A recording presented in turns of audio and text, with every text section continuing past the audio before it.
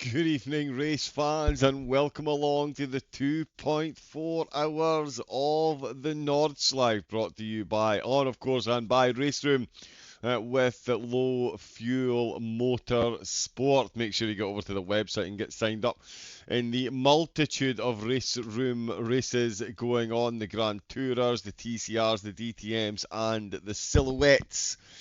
All up for grabs. We've had a feature race this evening. We'll bring you the results of that very shortly indeed, but of course we are here for the 2.4 hours of the Nordschleife. Almost 1,800 drivers set times on the leaderboard to try and gain entry into tonight's race. It's the top 32 that we will see duel it out over the 2.4 hours this evening. There was an 8.1 second difference between first and 32nd, and there was 800ths between 32nd and 33rd. Mr. Git just pipping out Maximilian Rohrig at the bottom of the table. Up at the top, Thomas Ribeiro in the Porsche. It's a popular choice, the Porsche, this evening, it's safe to say. 8 minutes 3.555 he set.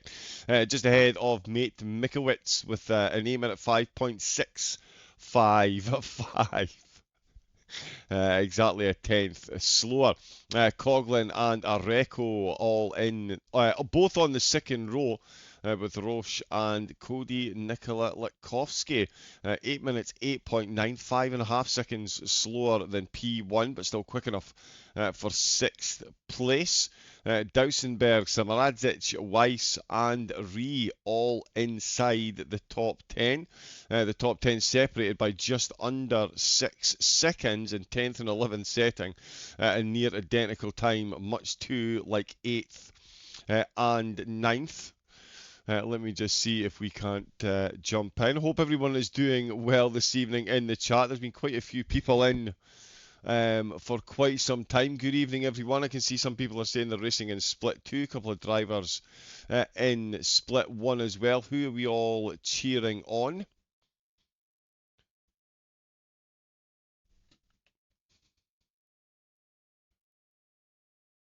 As I just very clumsily jump into the server.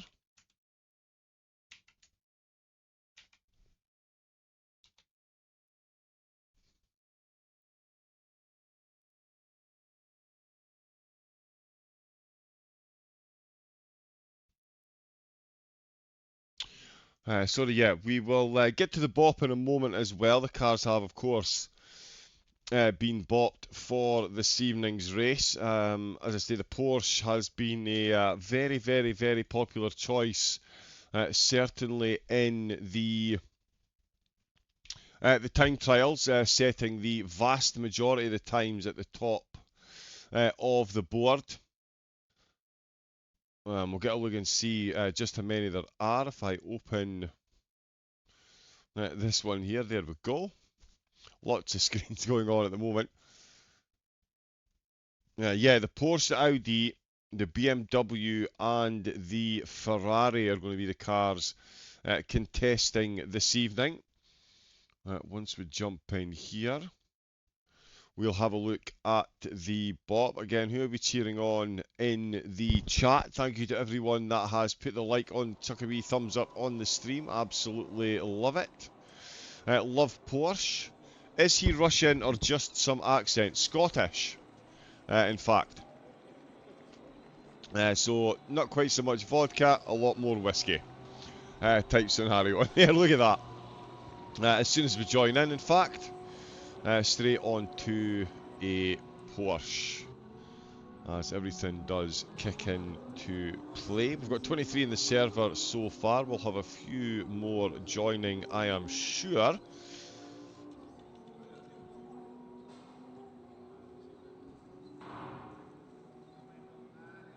And yeah, as promised, a look at the balance of performance for the teams.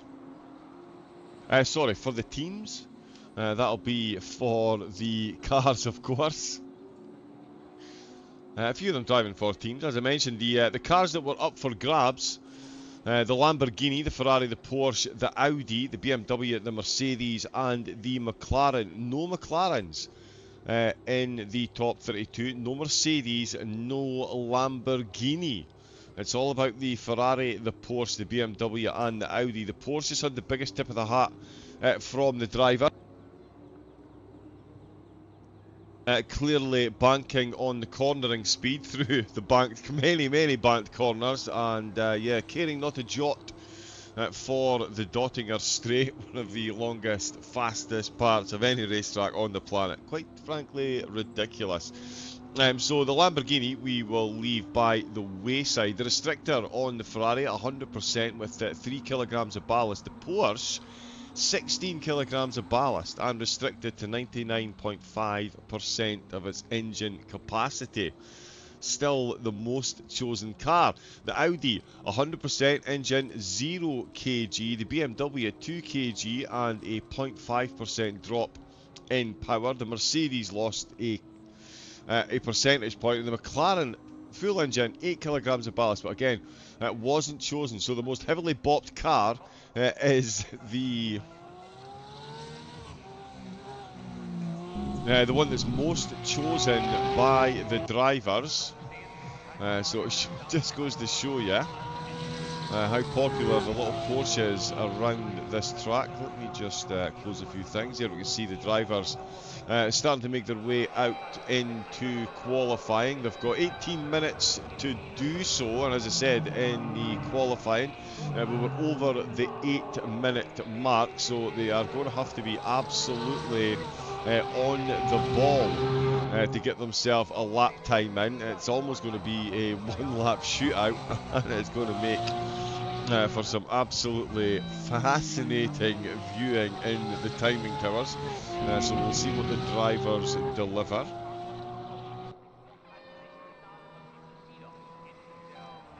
Easily clearing 14 miles.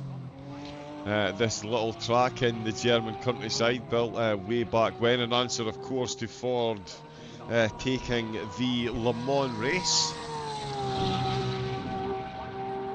Let me just get this up and this up. There we go. We're back working again. It is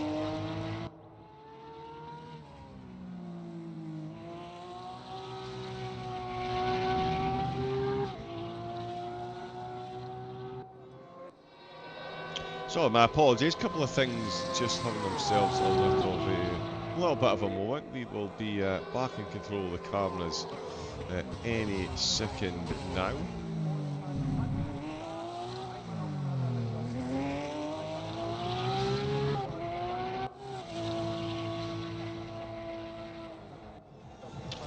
Yes, well, there we go. We're back on the cameras. Ribeiro, who set the fastest time, not in the server at the moment. We have just had a 29th driver, Milan Toth, cross the line. Join the server. As we can see, a few more making their way out on track. But yeah, the driver that set the fastest time, not in the server as yet. So we'll see if they do choose to join and take part in the race. That is quite the statement. It was Mikowicz who finished second in the quali. Again, this is an entirely different beast to setting times in the quali session. Mikowicz is in the race. There he is there in his Audi. So he is racing. Coughlin, let's see if Coughlin is in the server as well. Not at the moment, so third place in the standings, not in the race either. Areco definitely is. There's Nicholas there. Nicholas. A Porsche in tartan. I smell a fair amount of camera time. Definitely not biased in any way, shape or form. Tim Roche you can see out on track as well. Cody Nicholas Lakowski, sorry. Follow row himself with the triple barrel name there, of course. He's won a few medals here and there. He is out on track. There is Cody there. It was Tim Roche that I was looking for. A couple more drivers joining. We're up to 31. Oliver Bert is in as well. Kowalewski is in. Is Tim Roche.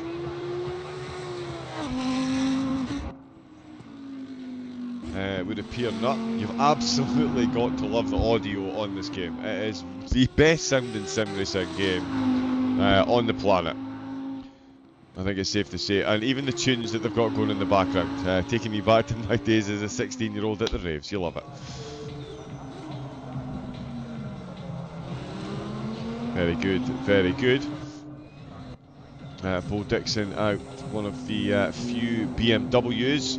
Very nice looking car he's got there. Oh, Tim Roche is in. My apologies, Tim. There he is there. Qualified 5th overall. 8 minutes. Yeah, 8 minutes 8.8. That was overly difficult to verbalise. 5.2 seconds off the pace, but still enough.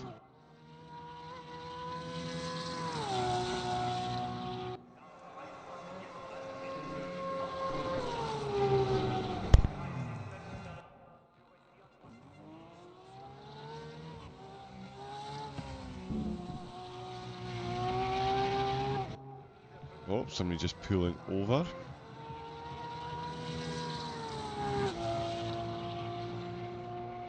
Yeah, so we'll see where everyone drops in throughout the qualifying session. Let me see. No time set as yet, of course. They've got a long way to go, as I say, 14 miles this little track is. There is Mikowicz there. We'll get a quick look at Mr. Git not quite so long ago. Mark Mitchman in the server. Milan Toth joined just after quali started, so he'll be right down the grid. Kerhonen as well. As you can see, I wasn't joking about the multitude of Porsches. It is safe to say there's going to be an absolute battle between them at multiple points. The party is still going on. The chat is going absolutely wild. Where can we see commentator uses freedom units? No one. Yes. Well, I was going to say, yeah. No one has actually set any times as yet. They're still on the very long outlap, which is of course a full lap. And as I mentioned, 8 minutes was the 8 minutes 3 was the fastest attempts that we had. So on this one, cool tyres to start the race. You're going to be talking probably much closer to 9 minutes. 10 minutes into the session for them to get through their outlap, and then on to a flyer. Yeah, so it'll be beside their name once they set a time, yes.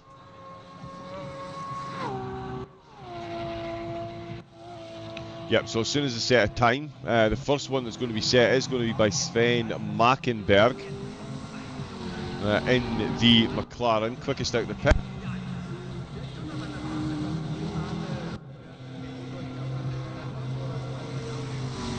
It's going to be followed by Dixon, Snowflake, and then Feibig. All very close. Mikowicz not far behind, and Roland Weiss coming to the end of his lap as well.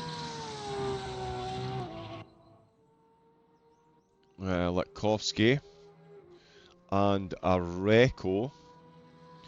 Yeah, so Areco, there's actually a bit of a gap. The Latkovsky, the 7 drivers ahead of Areco on track. I've got a bit of a gap back. Mr. Git and then Kowalewski pretty close, all things considered. A few drivers have gone off track. We've got a couple. Oh, stationary. Oh, we do have a Mercedes. My apologies, we do have a Mercedes. Let's go. I was going to say it's an engine note of the gods, and it is Matthew Heaven driving.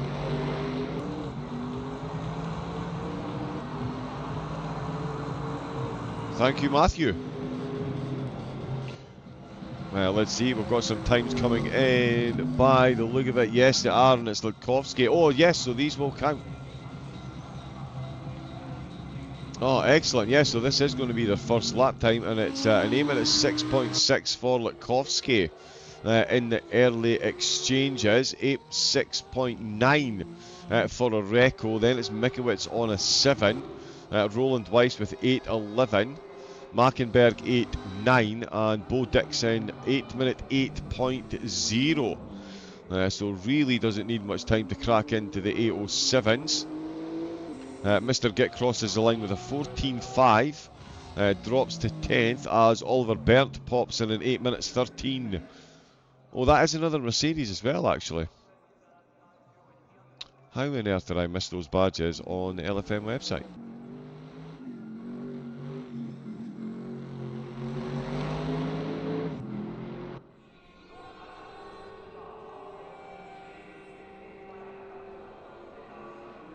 Oh, goodness me, yeah, sorry, Oliver Berndt, Matthew Hibben, yeah, 2 Mercedes drivers, I did miss them.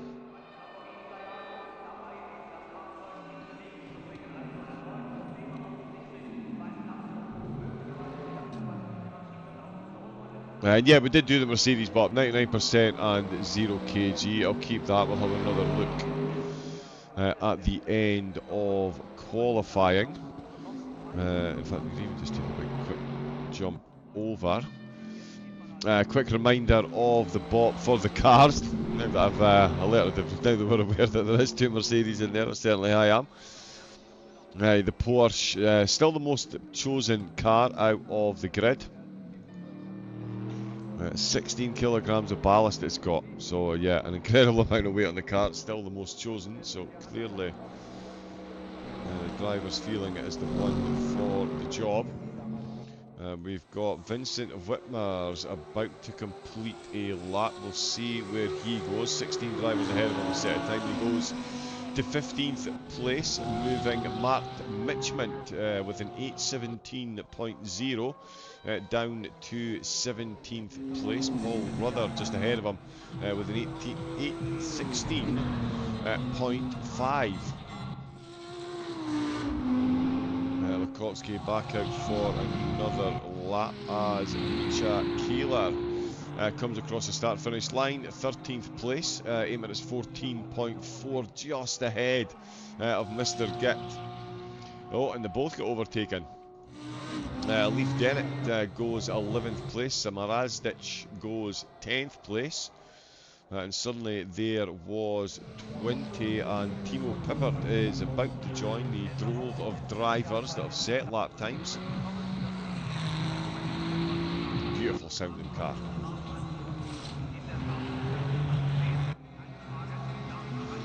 Oh, Mikowicz going very quickly through sector 1. In fact, Bo Dixon.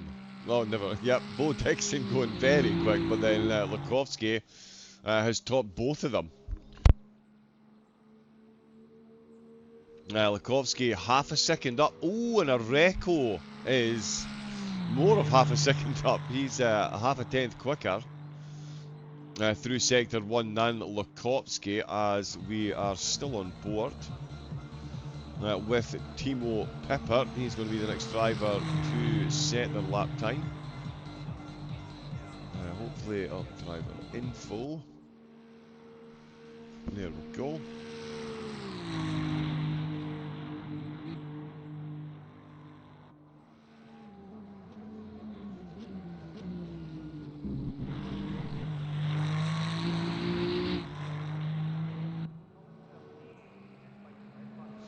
Oh, a few cars, Hoffman, Samarazdic, Berndt, Markenberg, all having big crashes as well, as we see the Ferrari jump across the line to go up to 11th place. So good lap by Pippert, exceptionally competitive. Let's see what Yeltsin can do. Another Porsche effort, just coming off the Dottinger Straight through the final couple of corners across the line. 15th place, very quickly followed by Lucas Reitig. Another Porsche. Is it going to be another top 15? Top 10. Lucas Reitig goes to 6th place. But I was going to have to go some because Cody Nikolakovsky is registering some very quick times. It's all in the hands of Areco though. He was quicker through Sector 1 on this lap. Ooh, not quite as quick through Sector 2 though. And with those differences, it's Lakovsky's at the moment, and in fact Dixon looking very close to dueling with Areco for second place. We'll see what Freider Braun can do across the line. The Audi navigating its way through the final couple of corners will be followed across Tim Roche, who was up there in the pre-event qualifying. 14th for Braun.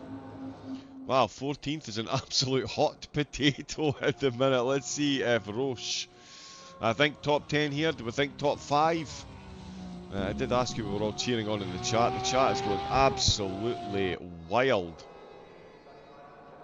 Here we go, across the line then. Let's see what Tim Roche can do. Maybe no spoilers in the... I know that the F1's been on, but there might be people that are racing that haven't watched it yet, so if we could minimise the F1 spoilers in the chat, that would be incredible. No, Tim Roche, did somebody say top 5? I think someone said top 5. I think that might have been me. Tim Roche does indeed put it into 5th place as Litkovsky is looking to firm his grip further on the top spot. Freeberg, coming to the end of his lap. I think he is going to be the next one to set a time. His time is running out for the drivers. I wonder if we can make that permanent. I would much prefer that.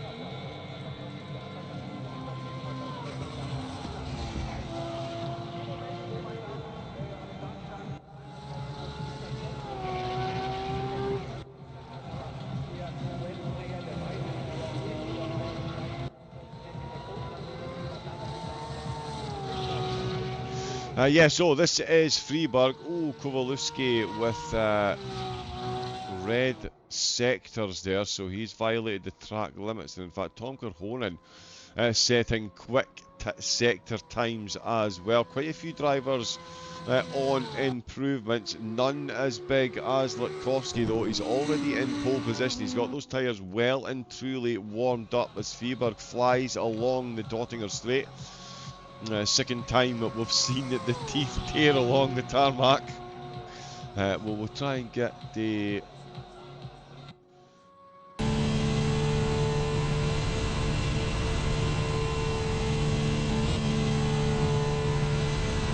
there you can see the tricky end of the long straight.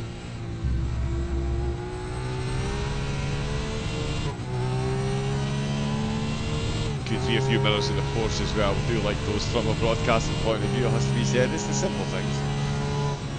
Let's see what Freeberg can do. 16th place, 8:13.5. Let's see what Litkovsky can do then. He's going to be next across the line, and it is going to be a big difference unless he's lost a lot of time in the last part of the lap, and can confirm he has not. 8 minutes 6.2, Areco. 8 minutes 6.9. He's already in the stadium section. Also, he was actually ahead. My apologies. Snowflake doesn't look like he's improved. He is close to finishing his lap. So too Leaf Dene. Close to finishing another one. Bo Dixon has invalidated his lap.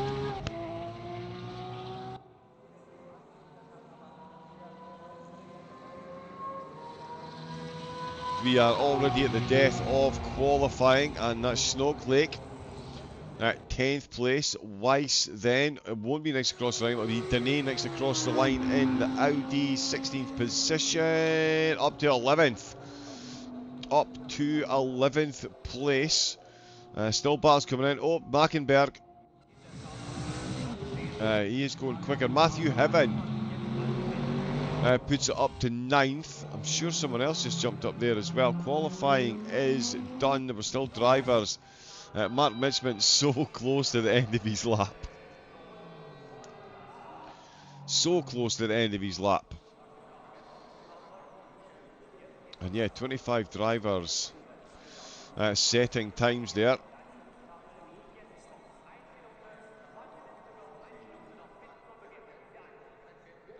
So yeah, very close stuff up at the top. We'll get the look at the qualifying results.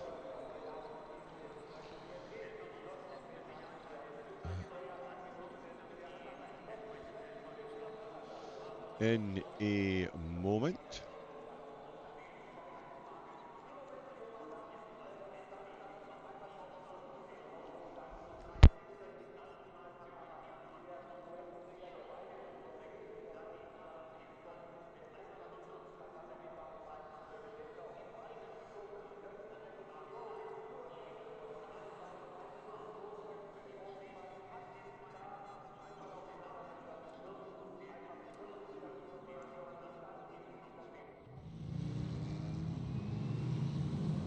No, that didn't quite run. Bear with me a moment. Yeah, the drivers already on the short formation. Sorry, we'll get a look at the qualifying results if we get a moment or two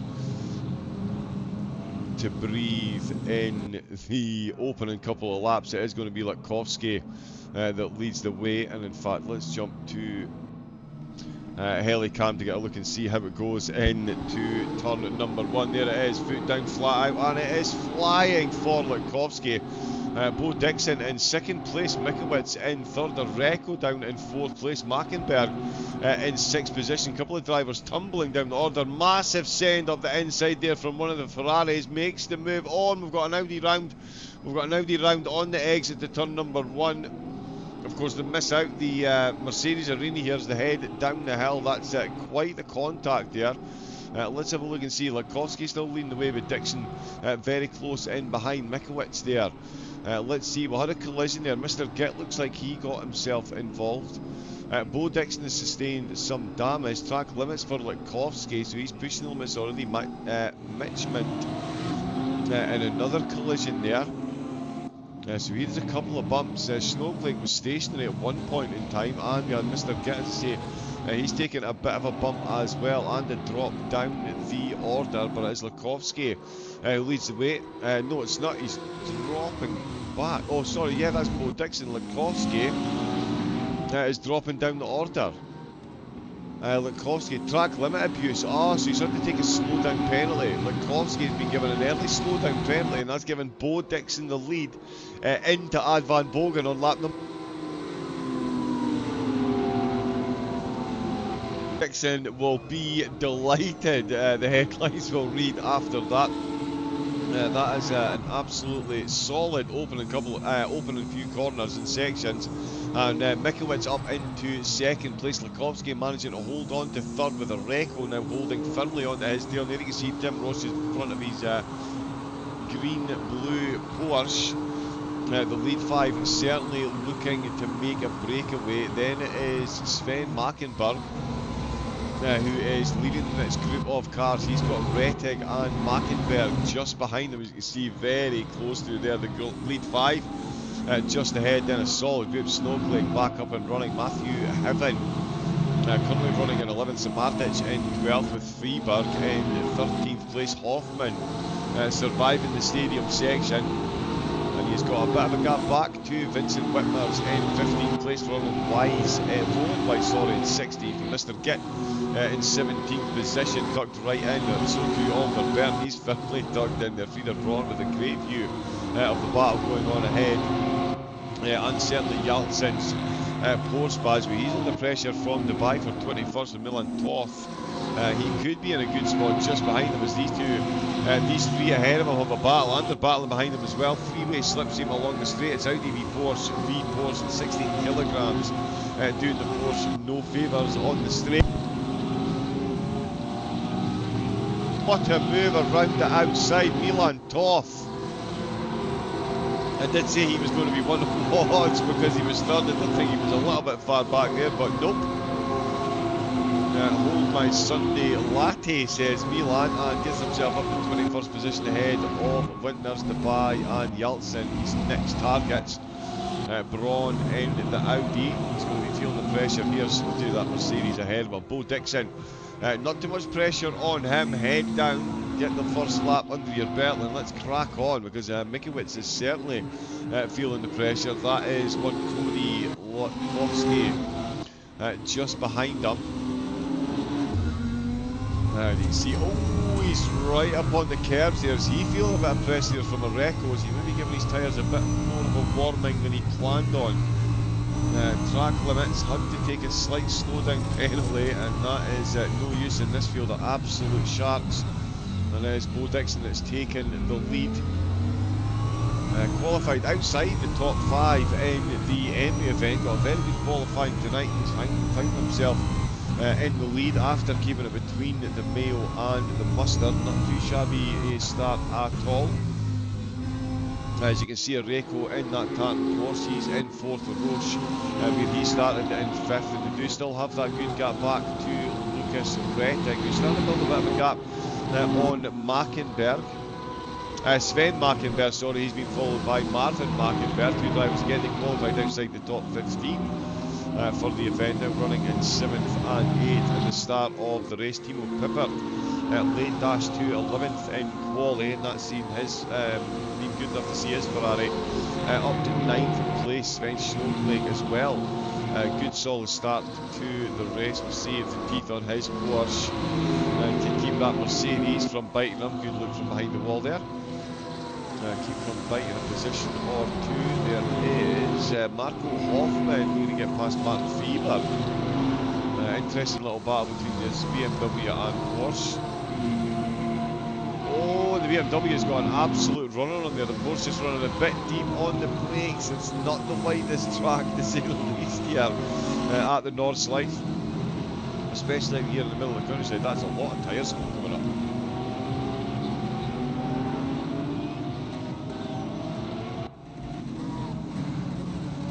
A lot going on. Should have put a lot more honey in the tea. Through the carousel we go. BMW not able to make any kind of improvement there. Mikowicz still fending off Likovsky. Bo Dixon just absolutely full concentration mode on the front of the track. He's got a nice gap there, and it's only going to be aided by the fact that Likovsky is on the rear spoiler of that car ahead of him. Mikowicz soaking up all the pressure. Nicholas Areco soaking up whatever slipstream he can from the two cars ahead of him. We're a fair bit into the lap. Oh, we've got a yellow flag for Snowflake.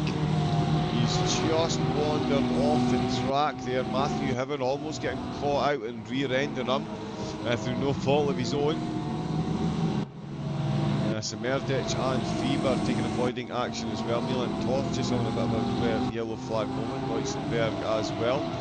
The drivers really looking to get to grips with the current track conditions. Oh, lots of sparks coming up as they come over the dip. We will unfortunately see a few cars coming proper over the crest of that hill before the end of the race.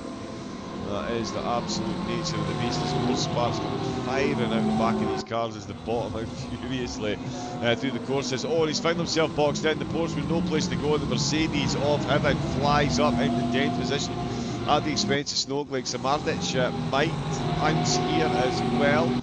Is there a fortuitous overtaking opportunity being displayed in and out with the mini carousel as quick as you like? Hoffman still chasing a couple of Porsches, while also being chased though because Roland Weiss has got himself up onto the back of this little battle as well. Oh, Likovsky is down another couple of positions. He's now behind Roche. Every time I look away from the top, track limits abuse. Cody Likovsky picks up a track limits abuse. He's picking up a lot of slipstream along the Dottinger straight though, as you would expect. The Audi should be better in the straight line ahead of the Porsche. Does he have enough? He's sitting behind as the two cars ahead are going side by side. The Porsche is showing how it's done as Areco takes second place. Mikowicz, he's fended off Likovsky for the entirety of the lap, and on the Dottinger straight, Nicholas Areco says thank you very much, Captain Slipstream. And that is a dream drive along the Dottinger there for at least two of the drivers, namely, well, three actually. Bo Dixon, he is leading the way from third place after a very good start. Oh, as he has a look up the inside, can the Audi get it done on the brakes against the Porsche at turn number 1? The Porsche is going to have the favourable line at the turn at number 2, keeps it very close indeed. The Audi not finding the grip. Likovsky in the same boat as his fellow Audi driving Mikowicz ahead. Oh, heavy on the brakes. Bo Dixon loving what he is seeing in his rear view mirror at the minute, and that is everyone scrapping over second and third place. Mikowitz in third, and Tim Roche now chasing down a podium position ahead of Latkovsky. Reitek still in sixth ahead of the Mackenbergs. It's Sven and Marvin. Piepert still in ninth place at the end of lap number 1, and Matthew Hibben up 10th place in the Mercedes. Snowflake in 11th, and Samarich in 12th place, still ahead of Weiss, who's now ahead of Hoffman and Freeberg. Oliver Benz, second Mercedes in the running, 16th place for him at the moment. Apologies, driver info keeps going off, I'm not sure why, so let's do that instead. Yes. We're with Oliver Bert, and then of course Mr. Get There in the beautiful looking Porsche, 17th place for him. Yaltsin in 18th, Frieder Braun. Another Audi falling foul of the predominant Porsches here today. 19th place with Datsenberg in 20th position. Milan Toth in 21st at the end of lap number 1. Then it is Dubai and Radilovic. 22nd and 23rd. Whitner's got 24th with Keeler in 25th position. Very nice sounding car. Oh, it just happens to be a Ferrari. Rob Van, 26th position. Korhonen in 27th. Kowalewski, sorry, in 28th. We've got Rudder in 29th, not too far behind Vanette. And Marksman bringing up the rear. Looks like Krasminski hasn't quite survived. Oh, he's in the pits and missed his pit box. Oh, it goes from bad to worse. Early pit stop for damage, and he finds himself missing the pit box. Not the best. Bo Dixon is having an absolute dream start in this race. There he goes out in front. Tim Roche firmly in the middle of the battles then. Who else do we have that is close? Yeah, Mr. Gitt still closing in. Yaltsin, Braun and Dausenberg having themselves a nice little battle just inside the top 20. Keeler and Wittmers as well. This is an interesting one. Let's keep an eye on this for a moment or two. Oh, when I say a moment or two, over the crest of the hill. Both of them looking to catch some serious airtime there.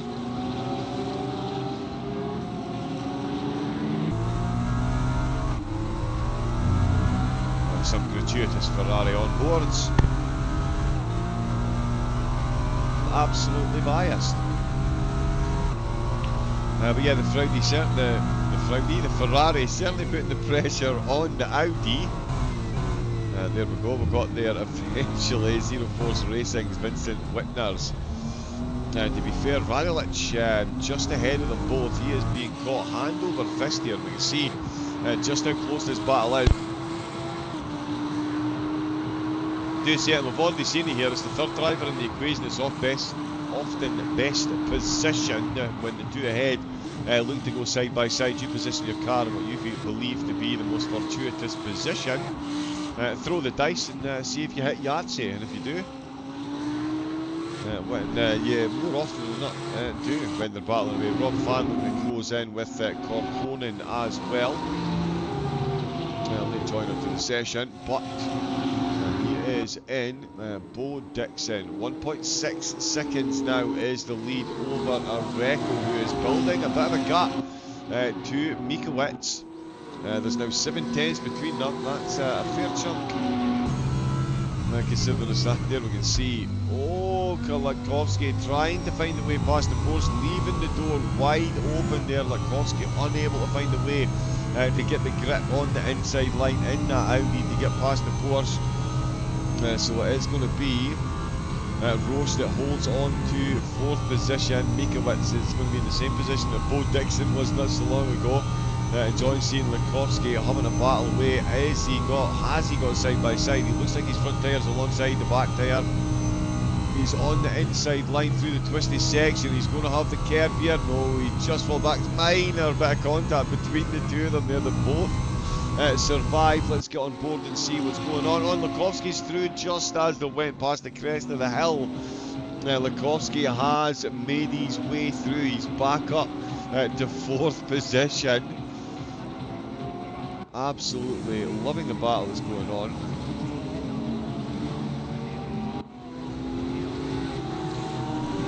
Likoski there. I'll do my camera driver info.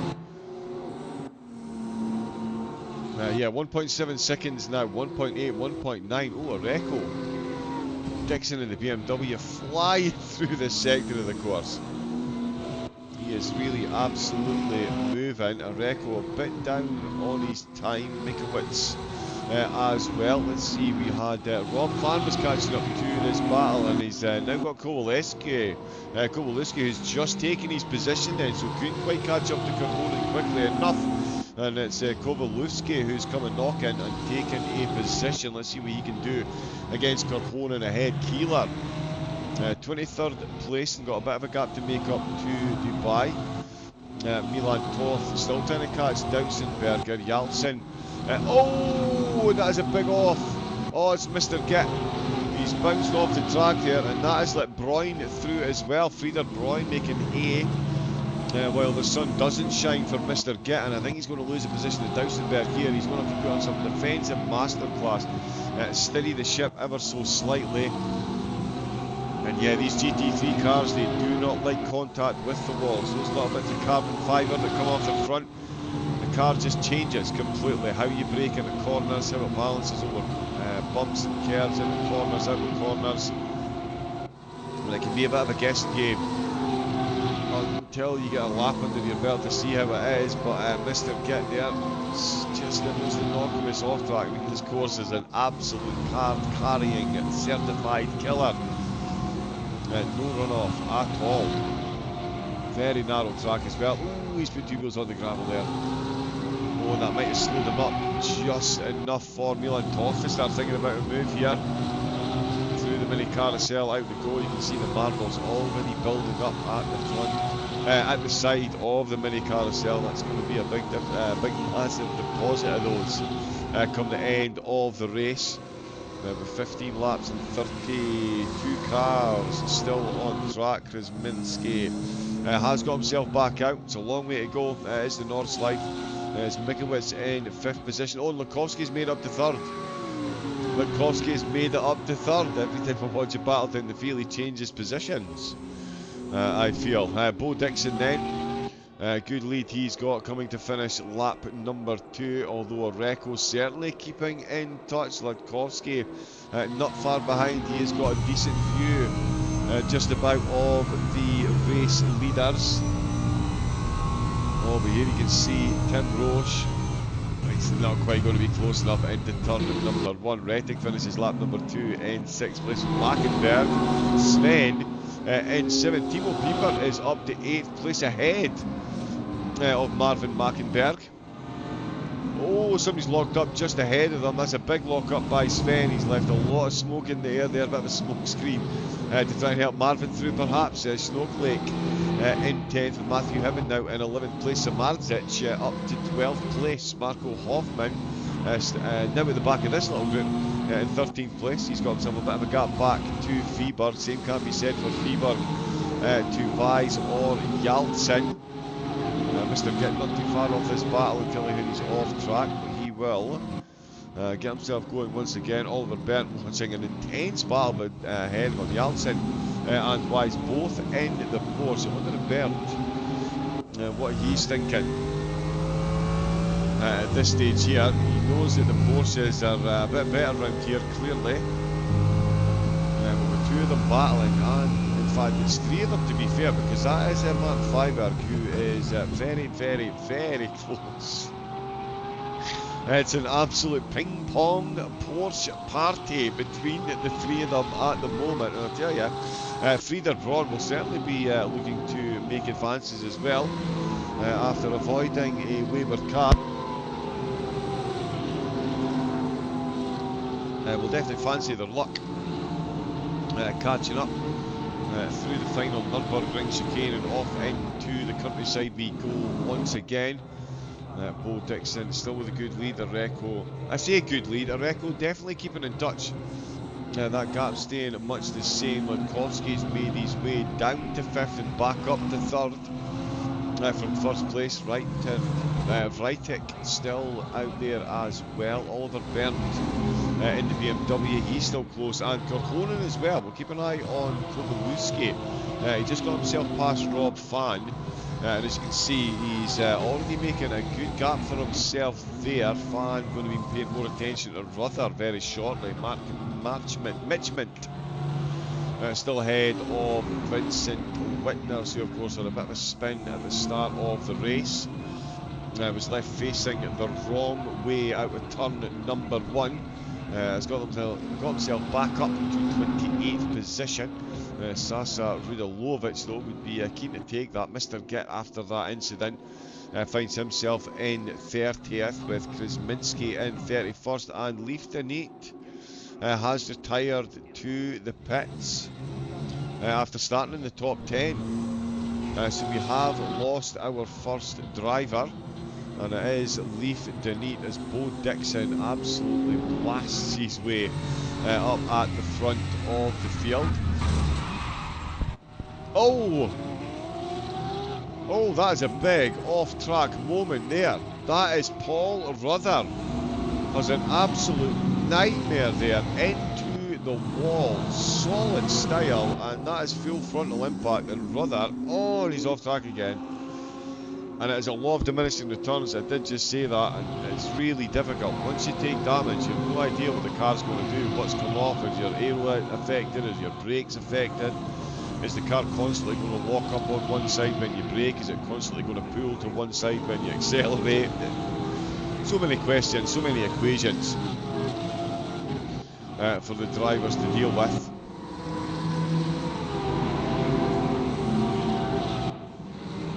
That does keep changing. Oh yeah, another quick look at the chat.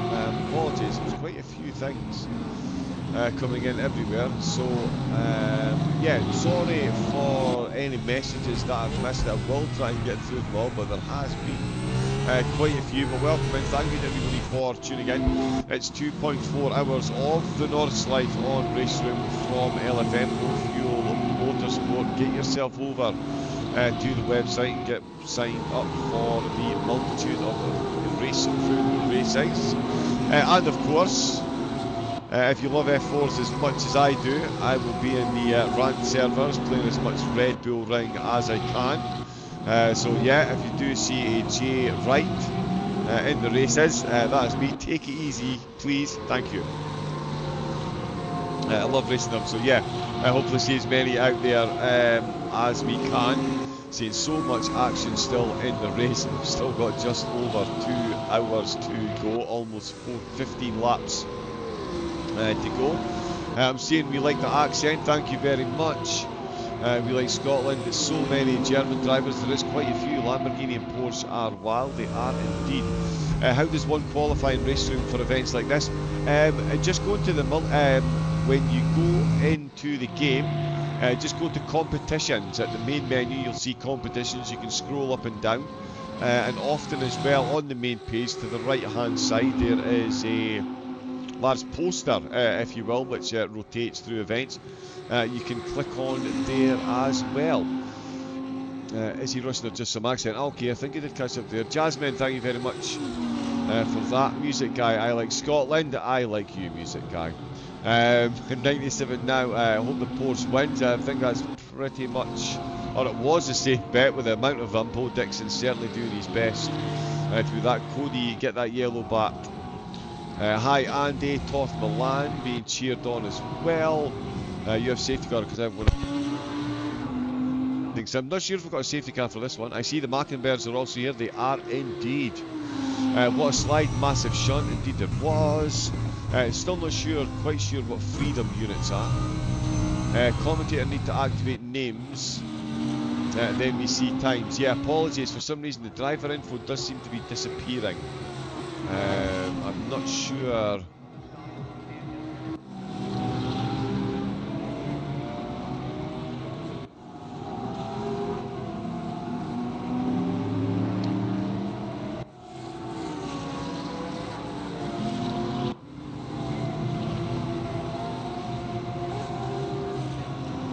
Yeah, for whatever reason I can't get them to stay on screen, so apologies. I do need to keep pushing a button. I will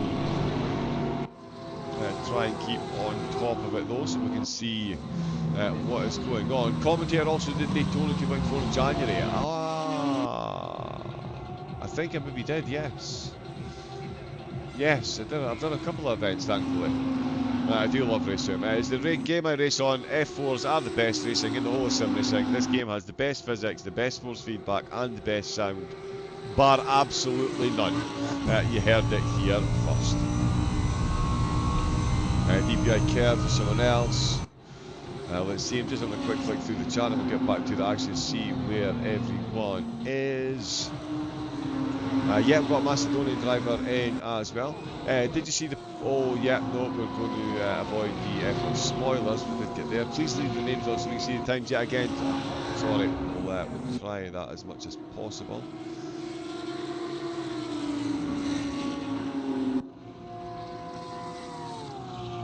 Yeah, Cody is a good, rolling start for this one. Goodwin Andrews saying go for it, Mr. Get. He certainly has. Bit of carnage in lap 1, turn 1, it was indeed. Come on, Cody Cookdom. Get forgot someone, don't understand why he started from the pits. They're assuming they're already safe fuel in order to make it one stop. I think we're going to see a couple of stops. We've got IMSA liveries, more DTMs. Haven't sim raced for a while. Somebody pinched their PC. Outrageous. Racing was my preferred sim. It is the absolute best thing on the planet. Let's go Milan. I'm scared to pronounce that second part in my Scottish accent, so I will leave that alone. It's Thomas Rubieri racing. He is not. He set the fastest time in the qualifying event. Is not here for the race. Areco and Roche, they set times in the top 5 along with Latkovsky. They are here to race. Mikowicz with a good time as well. He's currently in 5th place. Bo Dixon still half a second, absolutely managing this gap. We know that the Porsches are doing well. They've been picked again.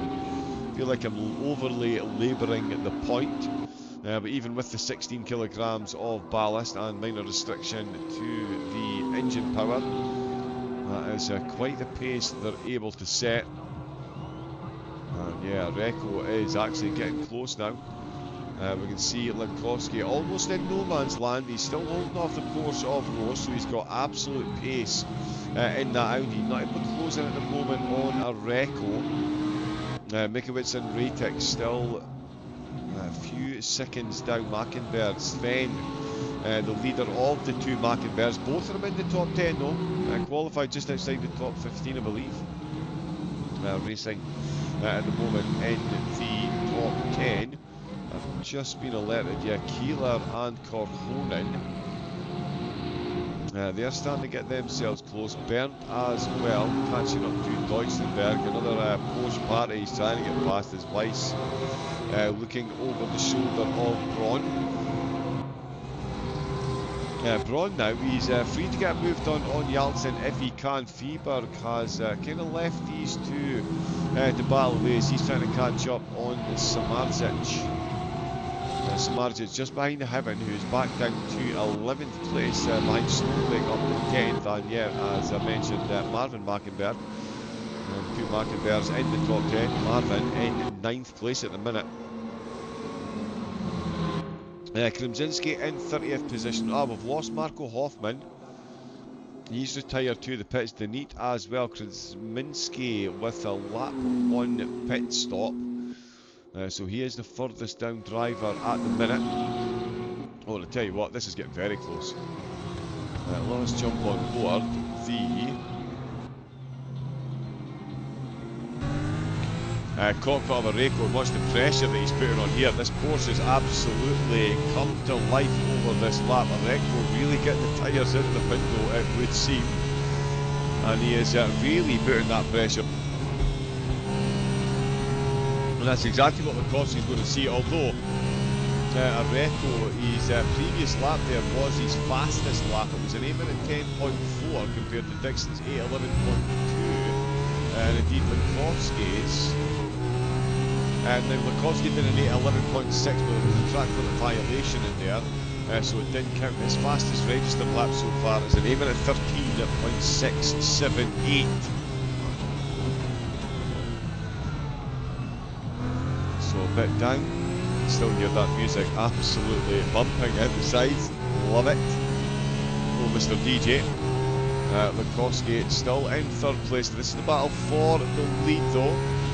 We are just past the 2 hour mark. In fact, an hour and 55 to go, so 29 minutes have elapsed. Oh, the audio on this game is absolutely incredible. You can hear every bit of gravel pinging off the underside of the undercar is there. The driver's really pushing it. Really good contact physics on here as well. That onboard is so satisfying, it really is. The onboard cameras again, absolutely phenomenal.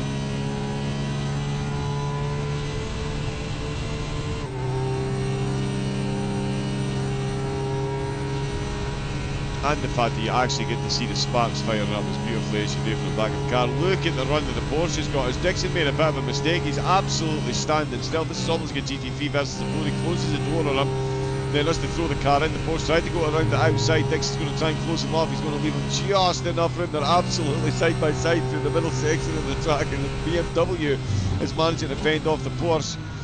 Through turn 23, Dixon just got an absolute nightmare exit, and the Porsche got an absolute worldie of an exit, and it's brought the two of them so ridiculously close together that I think there could be a position change along the Dottinger straight here. Through the carousel we go, out the carousel we go, down the hill. It is Bo Dixon really hanging on for dear life here. He was gifted the lead of the race when Lukowski broke the track limits so much that he got a slow it down penalty. Everyone, I do love the penalty system on RaceRoom as well. It is just absolute genius. It needs to be adopted by every other sim on the planet. But yeah, he picked himself up a drive-through penalty, a slowdown penalty. Took the slowdown. Bo Dixon took the lead of the race. Areco then got himself into a bit of a battle or two, to say the least. He has come out swinging, and he is closing up. And speaking of closing up, Lukowski is closing up as well. Oh, BMW versus Porsche versus Audi for the top 3 on lap 3. It is coming. We've still got 13 laps of this one to go. Many pit stops to go as well. We'll see which cars do the best on the tyres and the fuel, especially the tyres, of course. You absolutely go through them here. I know, ground-breaking facts brought to you there by the Common team. The Norris Life, you munch through your tyres. So there we go. Lukowski, he is munching through the deltas as well. You can see he's got a much clearer look of the cars ahead and less of a look to Roche behind Roche. It's still being stalked firmly by Mikowicz, and it's Lucas Reitig settled into a nice little groove here in 6th position. He's got a bit of a gap to the cars ahead, but more importantly to him, he's got a nice gap back to Mackenberg and Timo Piepert, who are still battling away for 7th position. Piepert with dash to 11th in qualifying. He's now up to 8th place in the race, and what a manoeuvre that is around that curve there. The McLaren ahead, getting a little bit close there. Both have a good run through. You have to say though, the mini carousel owned by the McLaren there. Piepert though, very quickly indeed. Such a narrow track.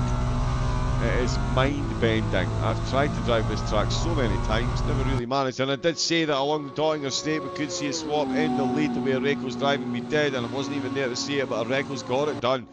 He has got the exit, and he has got the slipstream, and he has got the lead of the race as we come to the end of lap number 3.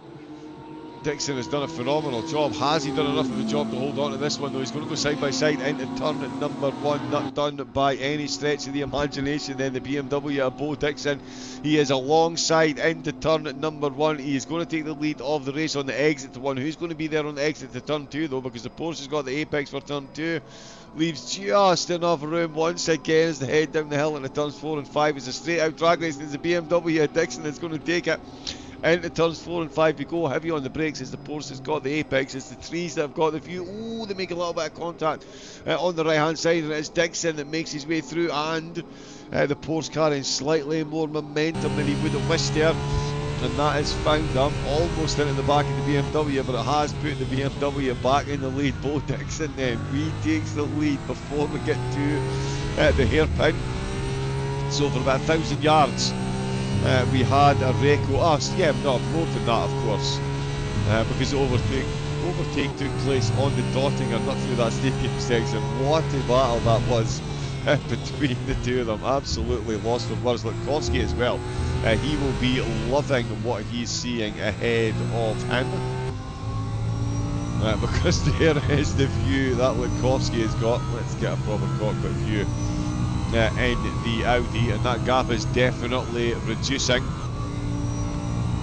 In every corner that these two go side by side, Lukowski gets a tenth of a second closer at least, and there's a lot of corners around this track. Oh, that's a very nice opening up at the corner there from a Reco. He is really looking for chinks in the armour now. He's had himself a go in the lead of the race. He will fancy it before they come into the pits, that is for sure. And he'll want to get it done before Lukowski catches up. He'll be aware as well, of course, that every overtake attempt that fails, it brings Lukowski that bit closer.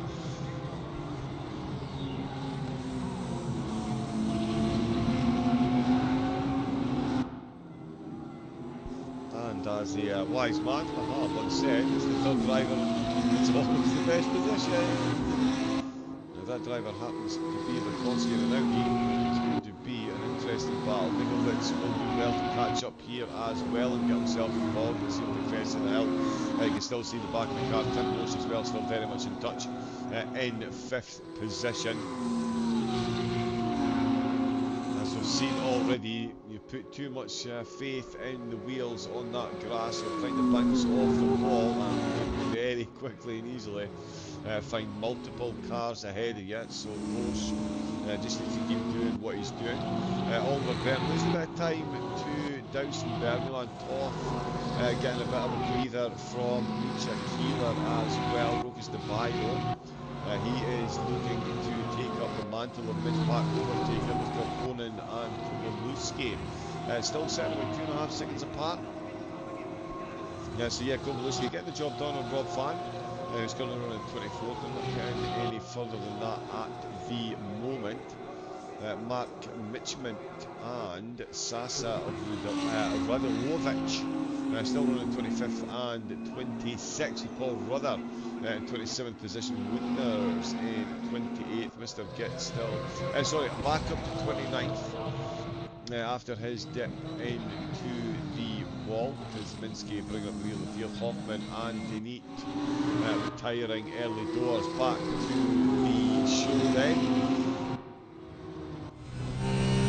Excellent rear view mirrors in the Porsche. Let's jump back on board with this one. Gratuitous on board. Such a good view of what's going on. What's going on is the Audi is lassoing in the two drivers ahead as Areco looks to find another overtake. Is he just going to wait this one until the Dottinger straight again? Keep it close, you look to use that slipstream, or is that folly? I mean, that could have been, it did look like a good exit, to be fair. Dixon really did look like he was going full tilt along that Dottinger straight towards the end. So is Areco waiting on the Dottinger straight, relying on Dixon making a mistake? And yeah, that would potentially be a mistake. It doesn't happen often for these drivers up at the top, and I think that's why they enjoy driving the Northside, because it's such a challenge. And again, the Porsche through the twisty stuff, he's got it absolutely nailed. That's 16 kilograms of balance. I think it's just helping pin it to the ground, and it is pinned to first place once again, as it is Nicholas Areco in the Porsche. Retakes the lead of the race, and is Dixon now going to find himself in a whole world of trouble from Lukowski behind. There is the Audi badge looming large. It's Germany v Germany v Germany in the manufacturers up at the front of the field. And at the moment it is Germany leading the way, with Germany in second and Germany in third place. The Audi badge looking to imprint itself on the back of the BMW as they all sink into the carousel on lap number 4. Sailing out of it once again is Lukowski. What an exit he's got and he has really latched on to the back of this. I did say every time the two ahead went side by side, it just feels like Korski in that little bit closer, and now there is only a little bit he could be any closer. As Areco looks to try and tear away from this one, Bo Dixon, he's had a good run up at the front of the race, putting some absolutely solid laps in that BMW. The Porsche really showing why it's been the preferred car round here by quite a few drivers. And yeah, fastest lap sitting with Mikowicz, 8:09.5. Wow, so he is finding some good time in the, now that he's got himself some clear air there. 8:09.5. He's just set that there. Very good lap time.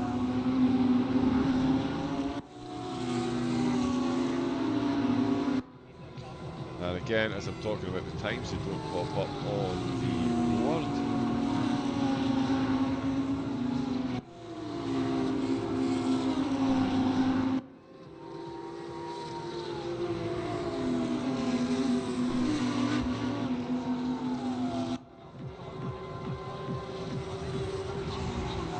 Yeah, just want a quick read through the chat. So there is Areco, the driver out on for him. There we go, so we see his times.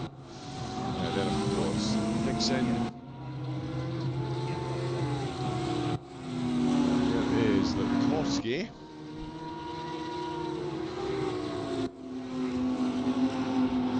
Yeah, Mikowicz looking very quick indeed.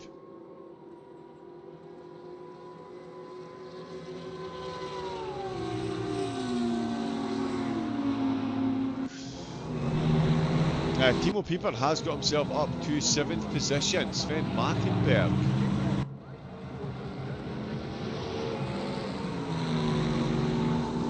Doesn't seem to have had any kind of incident, to be fair, but he is a bit further down. Let me see. Yes, Sven now 9th, Marvin down in 12th position, still an absolutely solid couple of battles going on. 2 four-way battles going on. Oh, Pieper and him going side by side along the start finish straight, and just behind them as well, it's Snowflake and Sven Mackenberg battling for position. Ahead of them though, that is Timo Pieper trying to get himself, and successfully getting himself up to 7th. Can he hold it through the final couple of corners? Can Mackenberg hold on to 10th as Samardic gets into this little tussle as well as Timo Pieper that's going to reach the braking zone first. He is going to dab on the anchors, throw the car round to the right. The Mercedes mounts the curve, not going to be close enough to try and send one there. What is it going to look like at the turn in number 1 between these 5 cars and the 2 cars behind? With Weiss and Jarlson, Frieder Braun firmly involved in this one as well. Let's see what's happening with Pieper. It is Areco that's held on to the lead of the race. Bo Dixon still in 2nd place.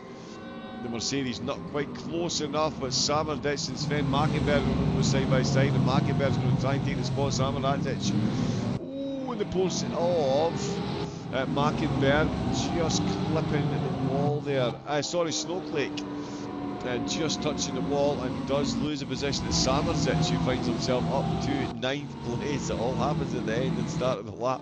Areco has still got the lead of the race. Both Dixon in 2nd, Lankowski in 3rd, and Mikowicz in 4th position.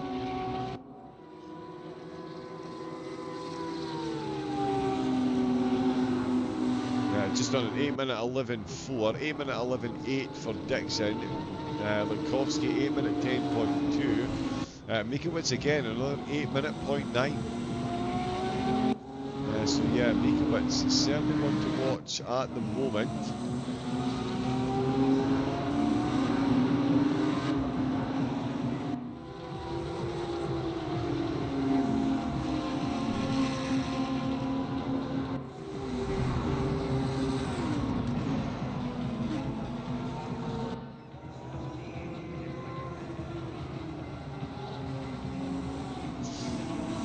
Yeah, driver's name. Oh, and Areco's off track. He's had a big moment off track there. Comes down the hill. Nobody near him. Manages to get it back on again. Got really lucky there. Or did he? Because here comes Lankowski.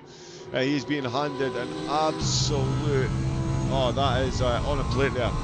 On a silver platter, a Reco goes off track, all four wheels, scrapes his right hand side against the wall. Bo Dixon tries to get past the Aylan Porsche, he's trying to get back up to speed. Mikowski says, thank you very much, gentlemen.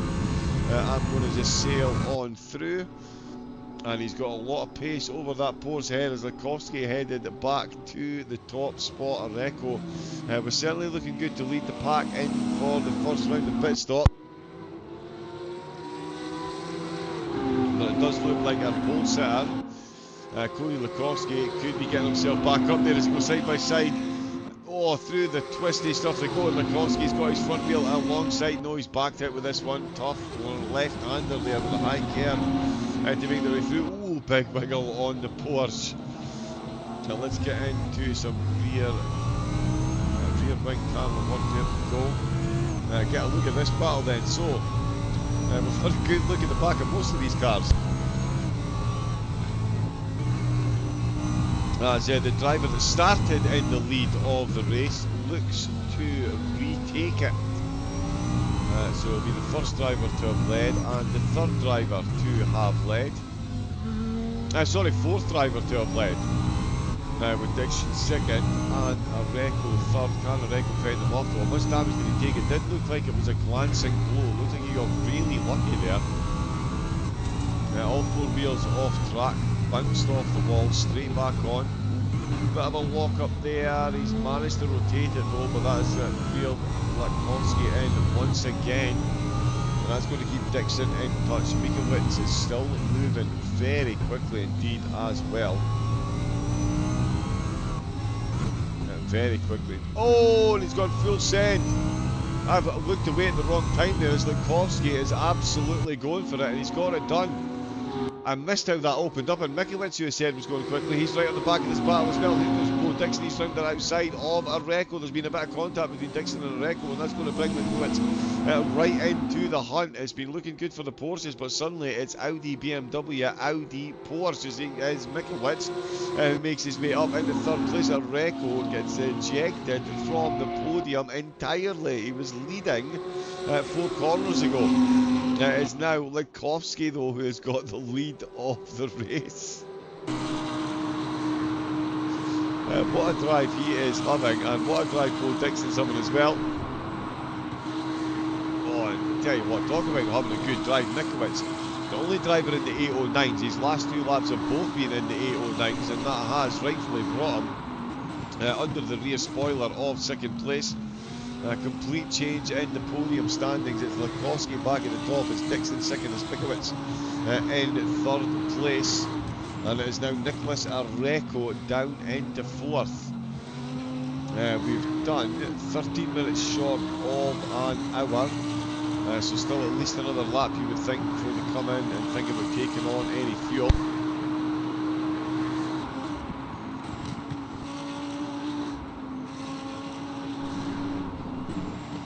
Tyres will certainly be an interesting proposition. Lukowski absolutely tearing away now. He's got himself a clear bit of air. Still plenty going on down the field as well. That is Korhonen.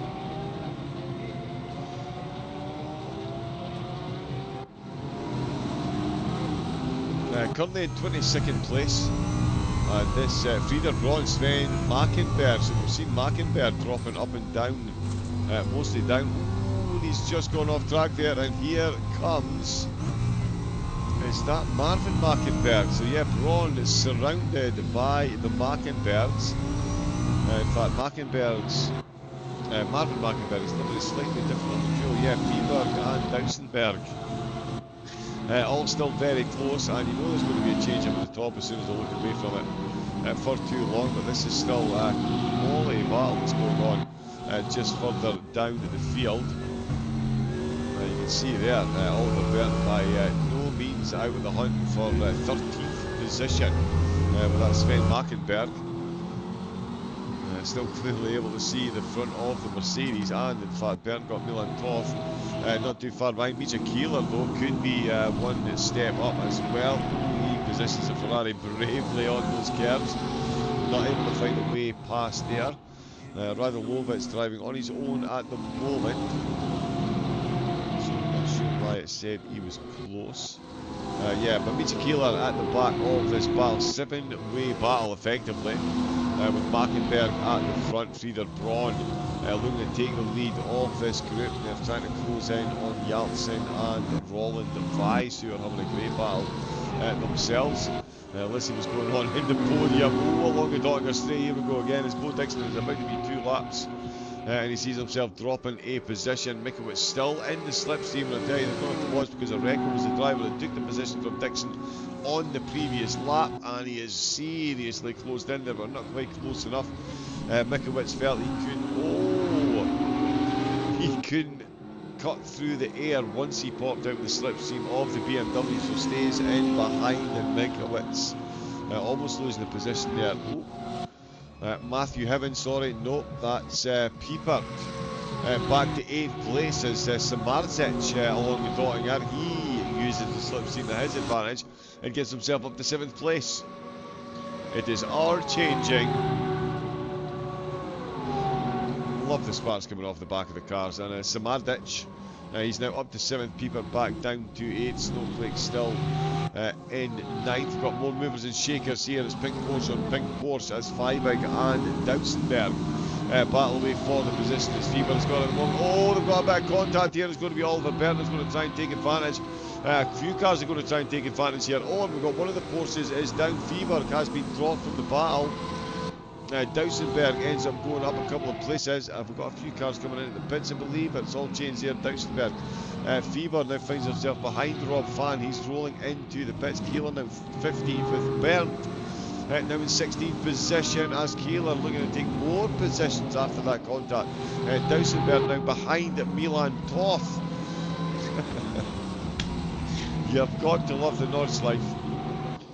It all changes in the blink of an eye. Milan Toth now up to 13th, Dausenberger 14th, Keeler 15th, and Bernd in 16th position. Korhonen 17th, Dubai in 18th with Kowalewski and Rob Fan rounding out the top 20. Matthew Hiven is in the pits. Mr. Gitt still running. Freeberg is in the pits along with Snoke Lake as well. So just before the hour mark, we've got a few of the cars coming in for a pit stop as Latkovsky leads the way. Dixon in second, Mikowicz in third, and Areco almost wrecking his car on those curbs here in fourth place. Still very much in touch, though, it's safe to say. Some people are undercutting, it seems, and that's a Porsche in the wall. Cody is building a gap, indeed he is. Wait for the right moment is the best way, indeed. Yep, I'm curious on Nurburgring next weekend. Will be also quite a close battle, indeed it will. Okay, so tyres won't be a problem, sorry, right, okay, I didn't read that.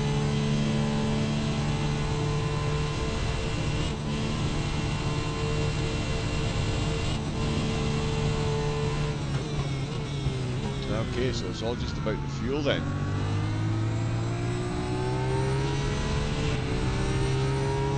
Excellent stuff. Yeah, certainly drivers coming in now. We've got an hour and a half left to do. Hiven's back out the pit, so is Feebig. Snoke Lake back out as well, so is Yaltsin. Mr. Gitt in 25th place, Latkovsky still in top 3 with Dixon second, Mikowicz in third place. Mikowicz still the only driver into the 809s, or certainly into the 809s legally. A couple of drivers have been in or around that kind of area, but not without picking up a cheeky little penalty here and there.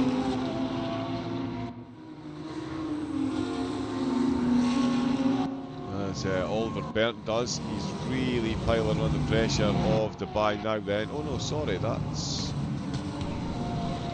Kowalewski. Oliver Burton going past Dansenberg. So there's been another little bit of a change there. Let's get back to that screen. There we go. Yeah, Keelan 14th, 12th, still in 13th place. We'll see if any of these drivers bring their way into the pits anytime soon. Minkowski. Yeah, so to do a one-stopper, just stop right in the middle of the race. That will be 18 minutes from now.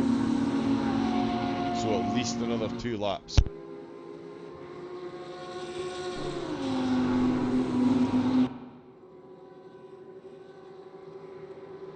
Which would see them coming out with a decent second stint. Oh, here we go again. Mikiewicz so close in the slipstream. Can he make it pay though?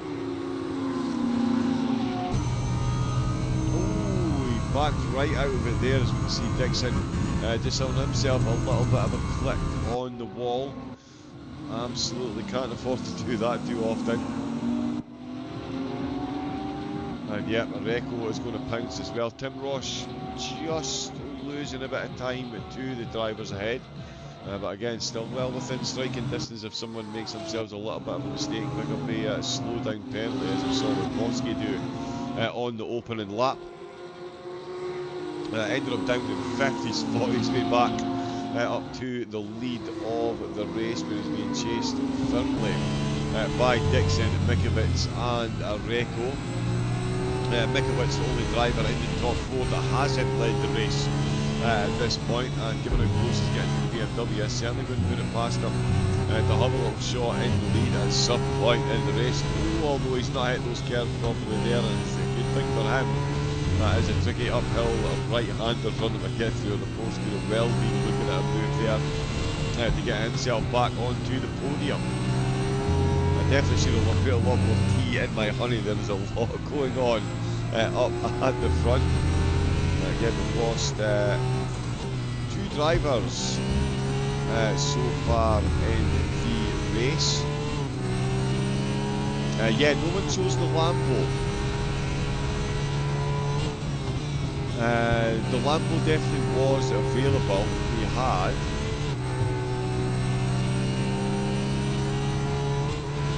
those are the cars that were available, and that is the balance of performance that were put upon them.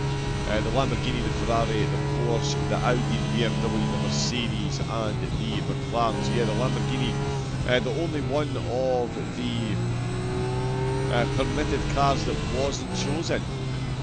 And the car that was selected the most, the Porsche, had the most ballast on it, 16 kilograms.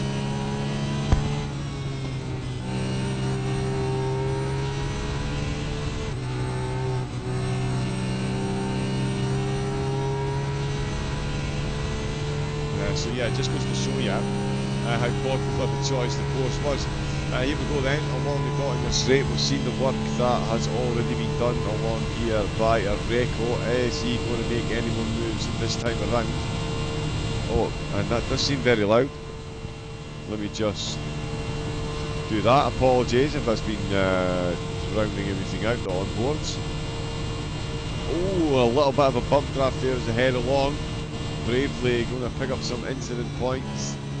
Definitely don't want too many of them. We've got a long way to go. You do not want to be getting yourself a drive-through. Anyone coming? Oh, they're all coming into the pits then. And oh, and that is clumsy on the way in. That is a big contact there. Mikiewicz and Areco. Definitely making contact there. Lukowski's come in. Dixon has come in as well. So yeah, they're going to come back out actually with close to an hour and 24 to go, which would be half the race. Lukowski, Areco still rolling. Tim Roche is coming as well. Bo Dixon is in. Rettig in. Let's see what the next group of cars do. It is Timo Piepert.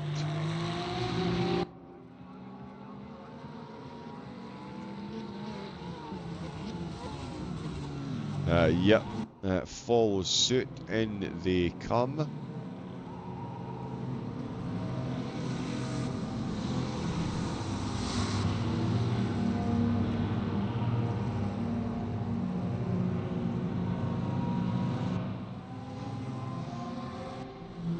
Mikowicz is back out and he is ahead of Litkowski.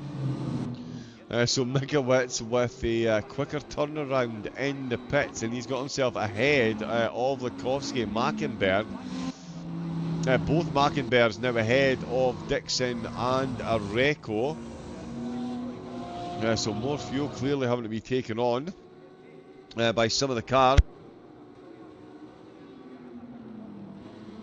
His fastest lap setter so far, Nate Mikowicz, who now has the lead of the race over Cody Litkowski in second. Litkowski under serious pressure out the pits from Sven Mackenberg, himself and Marvin back out third and fourth. Dixon back out in fifth place. Areco in sixth position.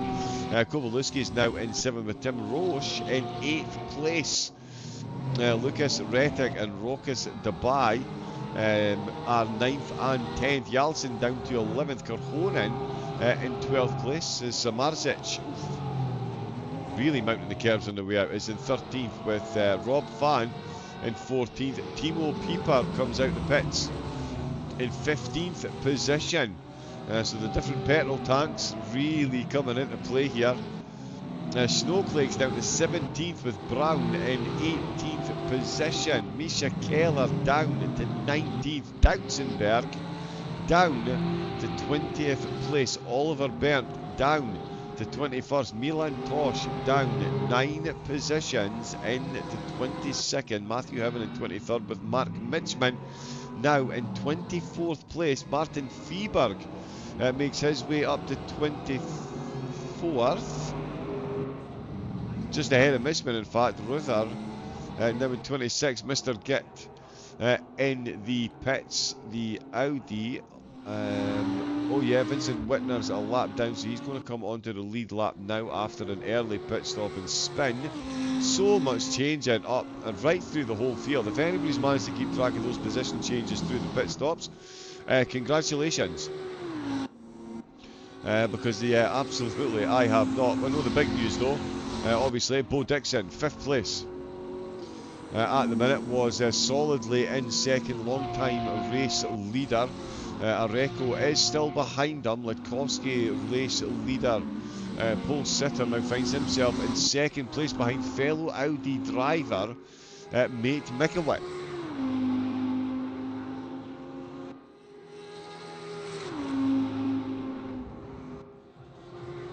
Now, as the two of them are both in the Audi, it does beg the question, has one of them made a mistake by putting in too much or not enough fuel? Has Mikowicz just been a little bit better on the fuel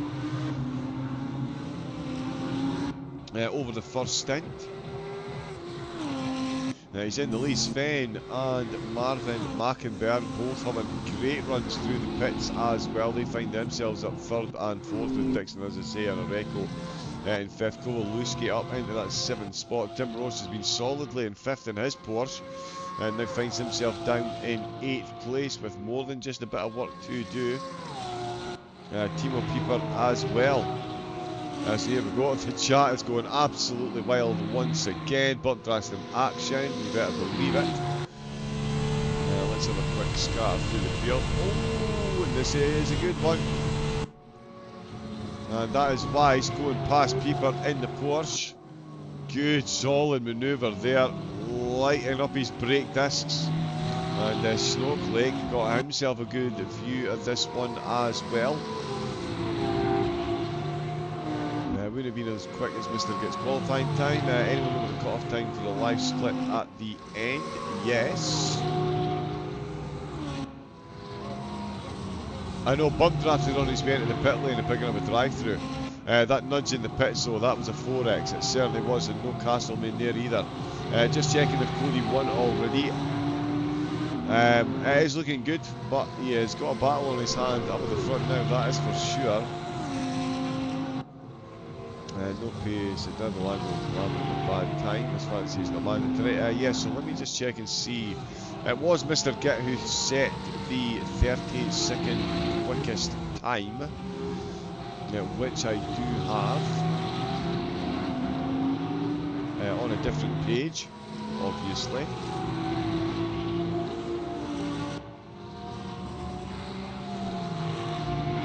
So his time was an 8 minute 11.717.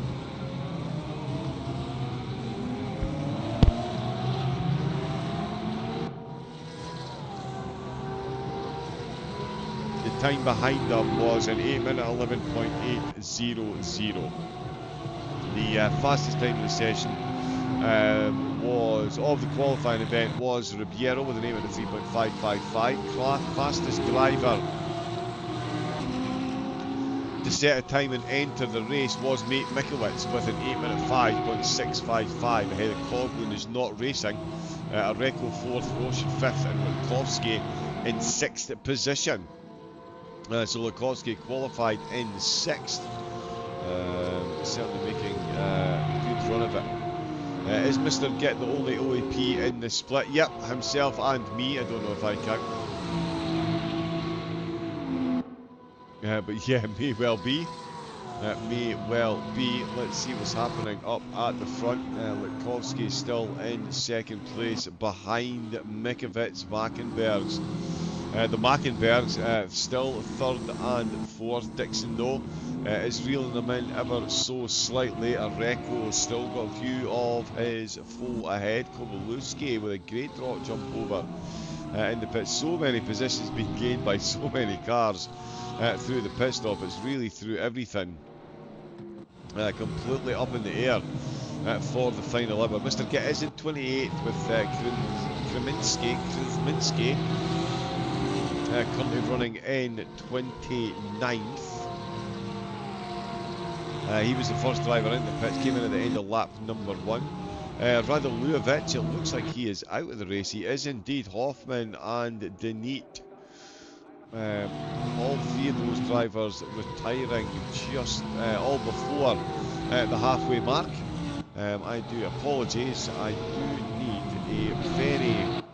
a very quick pit stop myself. I will be back in a moment. Sorry.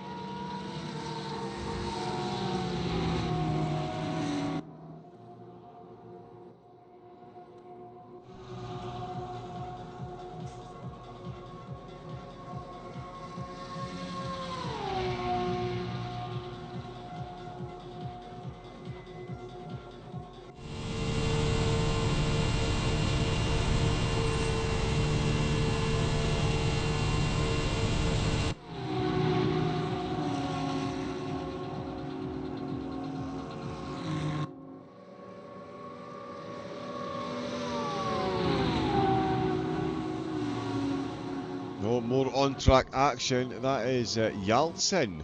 No, it's not, sorry.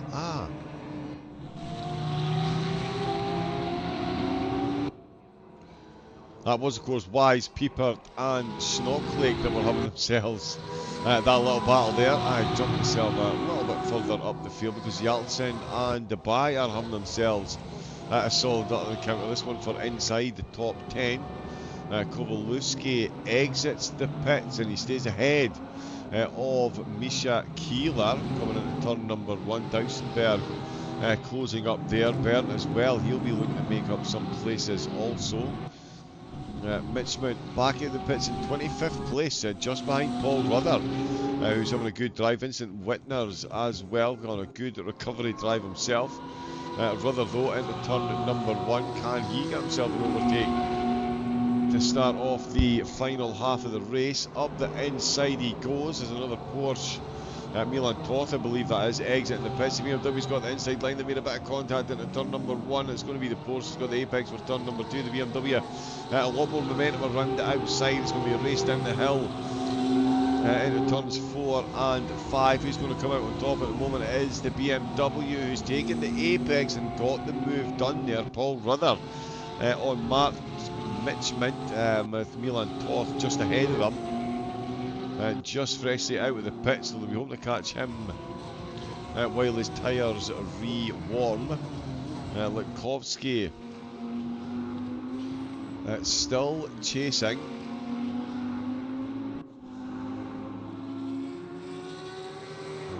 Yeah, apologies, for some reason that doesn't seem to be updating either. No, it doesn't. But yeah, there is the battle between the top two.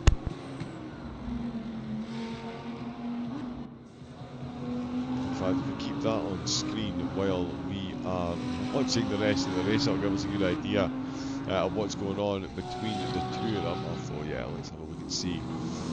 2 seconds between Dixon and Areco. So Dixon doing what he did in stint number 1 at the start of stint number 2. How long can he fend him off for though? Mikowicz, can he be caught? He has had an incredible start to the race, posting the fastest laps all over the place. As we can see battles down the field, it is Misha Keeler trying to get himself past Kowalewski. Kowalewski having a good opening stint.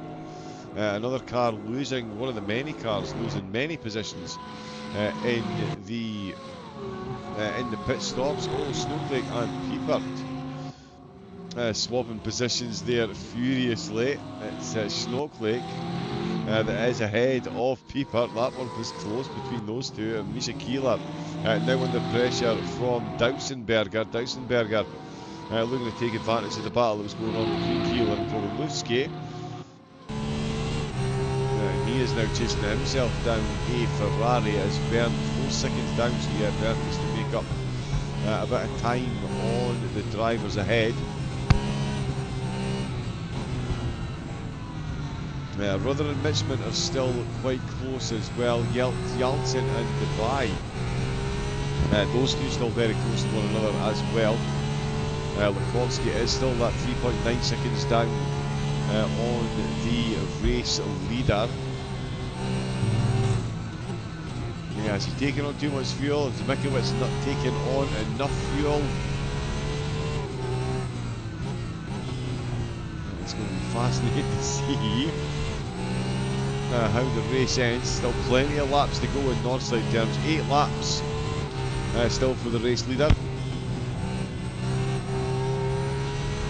That Ferrari running a bit deep there, running just that little bit loose, relying too much on the slide and then settling the car with the accelerator, and that is not going to do you very well around here against these Porsches in the trim that they're in.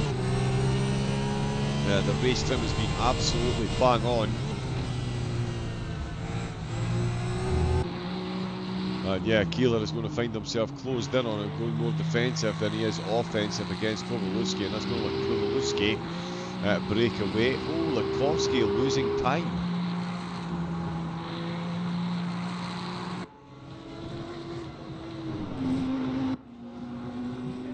Oh, Mr. Get is stationary. Oh, he's retired to the pits after a contact with the wall. Bo Dixon sort of slapping the wrist for track limit abuse. So has Mitchman and Heaven. Mitchman was involved in a contact as well. Mackenberg picking up a slap on the wrists for track limits, and not really massively surprising, he really is starting to feel the pressure now. Bo Dixon, he's got his BMW absolutely dialed in.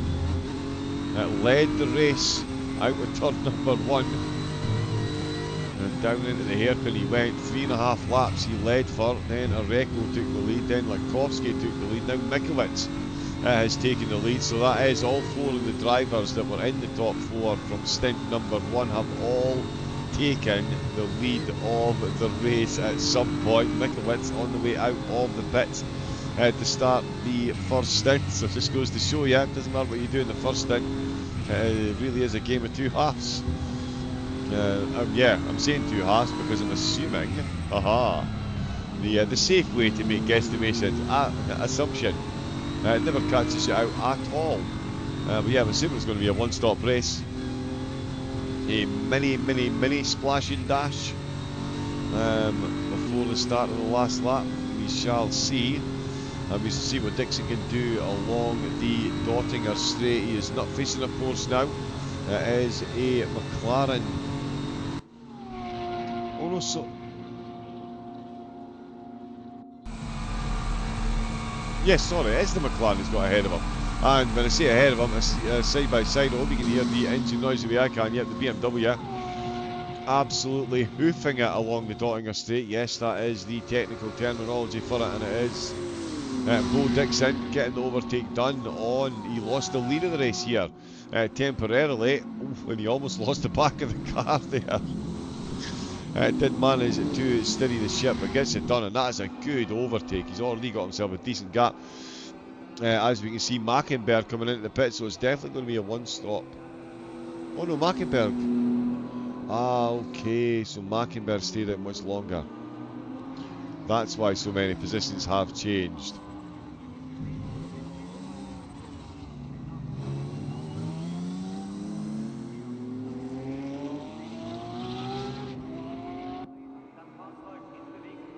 So there we go. Marvin coming into the pits as well then, as you would expect. That's going to put Roche back up to 5th position. So the top 4 as you were after this round of stops. With Mikowitz firmly in the lead. This is Keller in the Ferrari. He's used the slipstream to get himself just ahead of Kowalewski, but Dansenberg is going to get involved in this one as well. Is he going to try and follow through? He is going to try and follow him through, and in fact they've stayed together in the slipstream, and that has hung the Ferrari absolutely out to dry as Dansenberg then finds himself up to 18th position. And he was the 3rd driver there, and it has worked out absolutely perfect. As soon as the Ferrari pulled out with the slipstream, the Porsche joined fellow Porsche driver Jacek Kowalewski, and he pops himself ahead of Misha Keeler. They've still got a bit of a gap back to Bernd, but that's going to close if they keep battling like this. The Mackenbergs are back out of the pits in 11th and 12th ahead of Weiss. Mikowitz still leading the way, and he has got this gap absolutely hovering. It's at some points. Oops.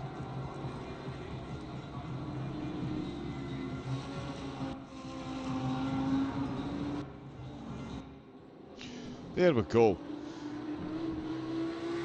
In fact, yeah, he has found another couple of tenths. It's hovering in the high 3 seconds. Certainly averaging a lot closer to the 4 than it was on the previous lap. So yeah, 3.8 seconds is the gap there.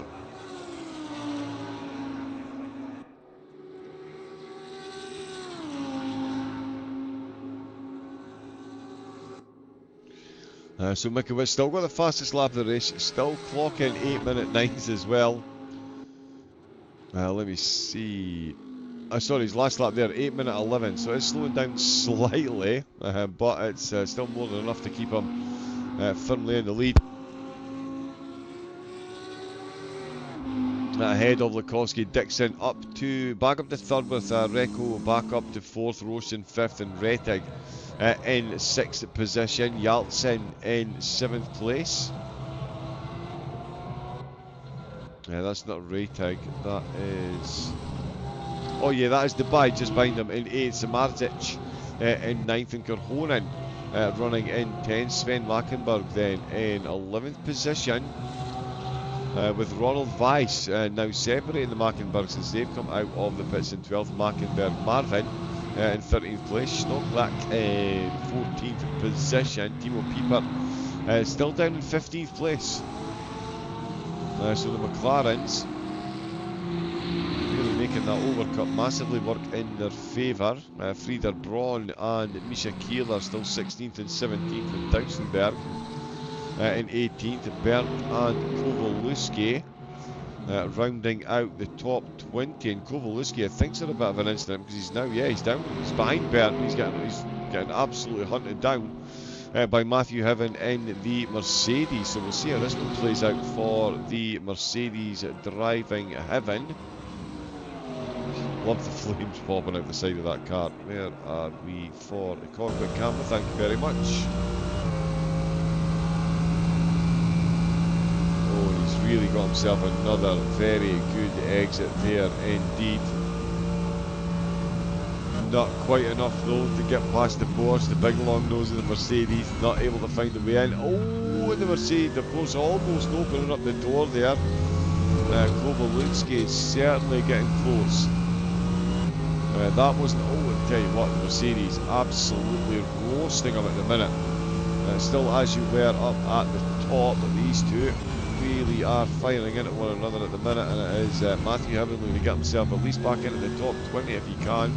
Round the outside, on the way through the garden, he's just about a contact there, he's on the inside curve, just unsettled the car, and down the hill they go where the Porsche will retake the position.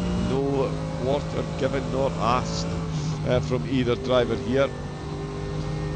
Full elbows out, and it is Matthew Heaven. Oh, now he's just been gifted another overtaking attempt here. Down the hill, the Porsche has really lost time, and that's a lot of tyre smoke. Oh wow, there's a lot of tyre smoke ahead of them there. It's Matthew Heaven kept his head, and he's got the position back up to 20th place.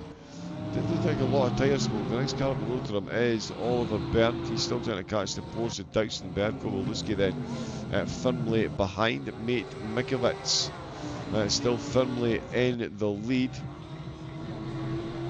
Yeah, that gap now up to 5 seconds. He is absolutely hammering it up at the front there. What do we think then? Can Larkovsky catch him?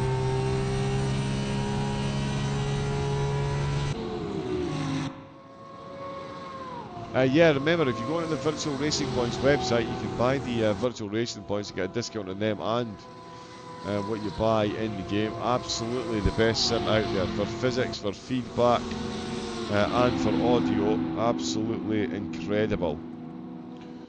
So get yourself involved. We've got an hour and 2 to go.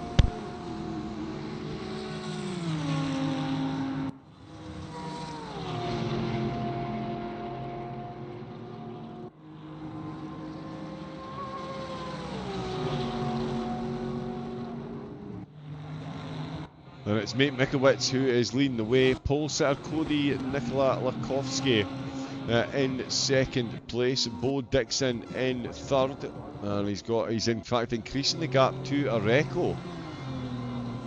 We're at 2.9 seconds now. Areco is behind in the Porsche. Roche having a good lap as well, but he is 20 seconds down, still in 5th place though, and 8 seconds ahead of Retic in 6th place. More Porsches in the top 10 with Yalcin in 7th, Dubai in 8th, Samarzic in 9th, and Korhonen in 10th place. 7 Porsches in the top 10 and none of them currently on the podium.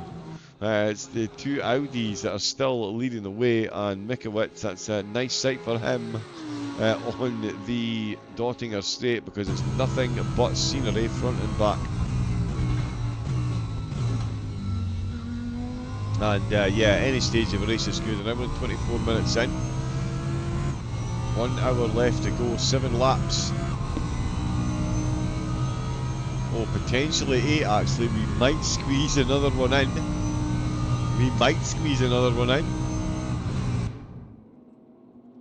We'll see what happens. That's a lot of trees. It was supposed to be Cody Larkovsky. This is Snowflake trying to get past Mackenberg. Sven holding on to 12th place, was inside the top 10. In fact, at one point the Mackenbergs were 7th and 9th. Now fending off Snowflake for 12th place. It's McLaren versus Porsche. We've seen how this has ended for everything other than a Porsche so far in the race. So nothing against Mackenberg's abilities, but certainly I think we all know which direction that battle's going, as another Porsche Mercedes battle is brewing. It's Bernd trying to get past Dowson-Bird, but we'll jump back onto Snowflake because he has jumped onto the slipstream. He's gone round the outside. He's been shown the inside line. You can see the Ferrari. That's Marvin Mackenberg behind, watching that battle continue, as Keeler as well and Frieder Braun, and Timo Pieper go side by side. They are going to swap positions, or are they? Here is Frieder Braun. He's got the inside line. And Timo Pieper has got Marvin Mackenberg directly ahead of him. Can't get the move done. Not quite close enough. Snowflake did get the move done. So yeah, Porsche v McLaren. We saw that one end. Apologies, we jumped over the camera at completely the wrong time there and missed that one again. The Snowflake is ahead. Let's see what happens into turn number 1 with Marvin Mackenberg. He's just lost the position then. Frieder Braun has taken it. In fact, they both have. Pieper. Oh, double contact. That is massively clumsy from all three drivers there. Oh, the Ferrari's round. He's contacting them both. Oh, and it's the third driver in the equation that gets caught out there. Marvin Mackenberg. Could not have been any more unlucky there. He rolled up on the battle and he finds himself facing the wrong way and meets a Keeler that makes up a free position. So yeah, as Braun and Pieper battled, it was Marvin Mackenberg that took the brunt of it, and Oliver Berndt was looking at a very different overtake a couple of corners ago, and he is now looking at the back of a Ferrari. We'll see how quickly Mackenberg can settle down the adrenaline after saving the car. After that contact, it was so close there, double contacts left, right and centre. And yeah, there's always going to be somebody that gets caught out. Yep, Rexy. Oh, I love the F4s. I love the F4s. I will be racing at the Red Bull Ring for the rest of the week. I can absolutely assure you. So anyone that's got the game, make sure you jump in. F4s are running at the Red Bull Ring.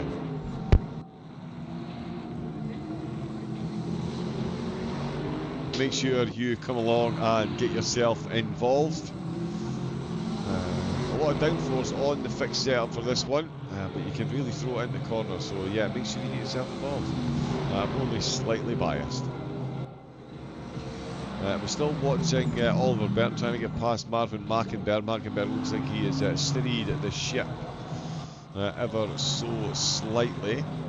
Dowsenberg now down in 25th position, but still ahead of Kowalewski, who's in 26th. Milan Toth has joined Mr. Git, Sasa Radulovic, Marco Hoffman and Leif Denit, who have all retired from the race. So we've got 27 left out of the 32. The Nordschleife is a cruel, cruel, cruel mistress, that is for absolutely sure. And yeah, a couple of drivers picking up some terminal damage. As we jump on board with Bernd, he's got a very good run out of that corner, and he's not quite going to be close enough as ahead. Down the hill. Oh, a lot of tyre smoke being kicked up by Keeler ahead of them. Tell ya, you don't want to be picking up too many flat spots, Micha.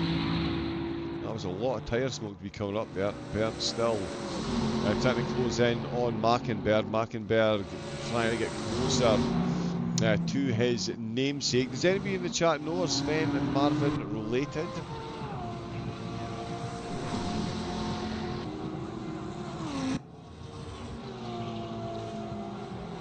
No, Zero Force Racing are in as well. Good evening to everyone in the chat. There's been so much going on. It's good fun. It's been a good fun race so far. We've still got almost an hour to go. So we'll see if the drivers get on. Schnock trying to catch back up to Roland Weiss, who is definitely closing in on Kerhonen. Kerhonen holding on to 10th place for the moment. Mate Mikovic is absolutely pulling away.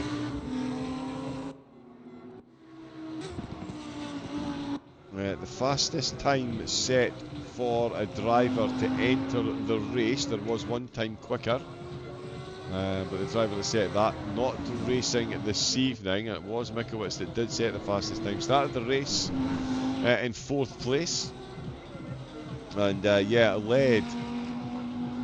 Only led after coming out of the pit. Spent a lot of time in 4th, a lot of battles going on, and in fact made the position up when Cody Lukowski, who took pole in today's qualifying session, dropped down to 5th after a couple of slow down penalties. So it's been a topsy-turvy race, but certainly those slow down penalties nowhere near equating to the 8.2 seconds or 8 seconds that we now see between the two Audi. Plenty of time around the tricky track for Milikowski to catch up, but I would say that Mikovic is having an absolute flyer at the minute. And putting up a very, very, very, very good gap to Likovsky at the moment. Bo Dixon closing back in on a 2nd place. Long time race leader. Dixon looking to catch back up potentially, although may well be more interested in keeping a Reco behind, because the Reco is starting to firmly close that gap, in fact. Through the mini carousel go, so we're going to be on the Dottinger straight quite soon. And again, we've seen what the Porsches can do along here to every other car, and in fact the Reco already done it to Bo Dixon. Let's see what the timing goes like this time along the Dottinger. And if we look at the correct screen, there we go. Oh, it's staying about the same. I think it's just starting to pull in the favour of a Reco now within 8 so just on the edge of getting himself that slipstream. 16 kilograms of ballast weighing in now, that's for sure. But Reco will certainly be eyeing up a move potentially on the next lap. You see how much he's closed in on this one. He has got to be absolutely dialed in next time around. Ooh, and a bit of a moment there from Dixon in the BMW. That's the gap now down to 5/10. Wow. So keeps it sweet along the Dottinger, but a little bit of a wiggle when he exits the Nordschleife and back into the stadium arena, the stadium section through the Nurburgring, and that's the gap now down to half a second.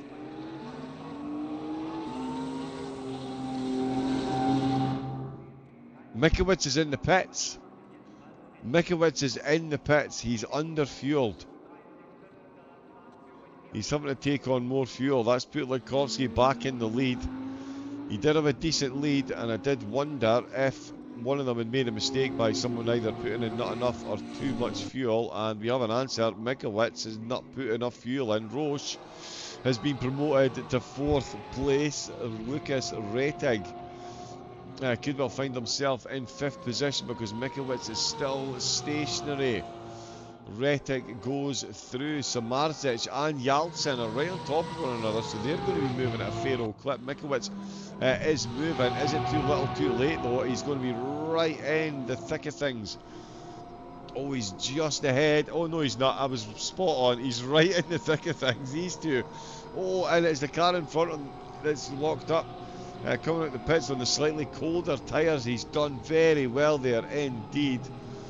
Has Mikovic. That could have been a very different equation if those two, Samardzic and Yaltsin, had managed to get ahead of him. Lockups all over the place behind him. He is delighted that he managed to get him ahead, and Yaltsin is looking to take advantage of that as well as he goes up, goes around the outside potentially of the hairpin. Samardzic leaving him exactly enough room to keep the Porsche in and holds on to the position.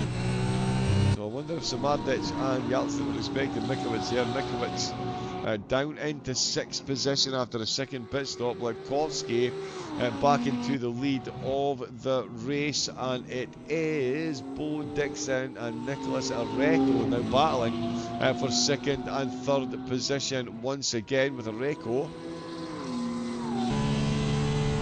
really closing the gap. The Porsche is looking very quick indeed. Here we go, here we go. Seems Areco will move the wing entirely. Will be interesting who will be in the lead after the 2nd stop. Bit of a shame Wittmer's not seemed to have a good evening indeed. Yep. Love to see the Audi up front. Bad fuel strat, that's going to be sold straight in. Mackenberg could get ahead of Roche into P5.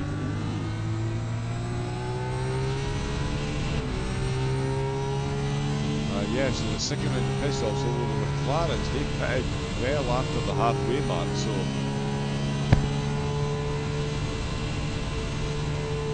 I'm wondering if a few of them are going to be on a one-stop.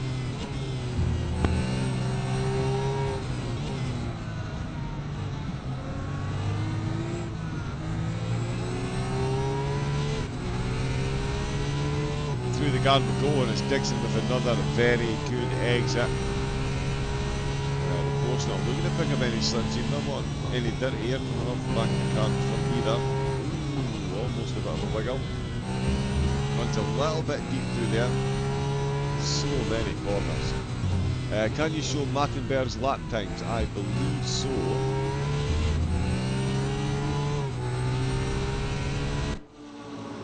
So Sven.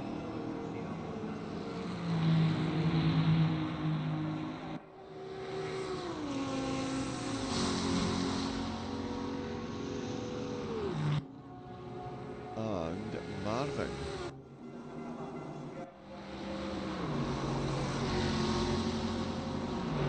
So yeah, for some reason the driver info just it doesn't update when you jump between drivers, and yeah, it just switches itself off. Oops. Don't want that one on.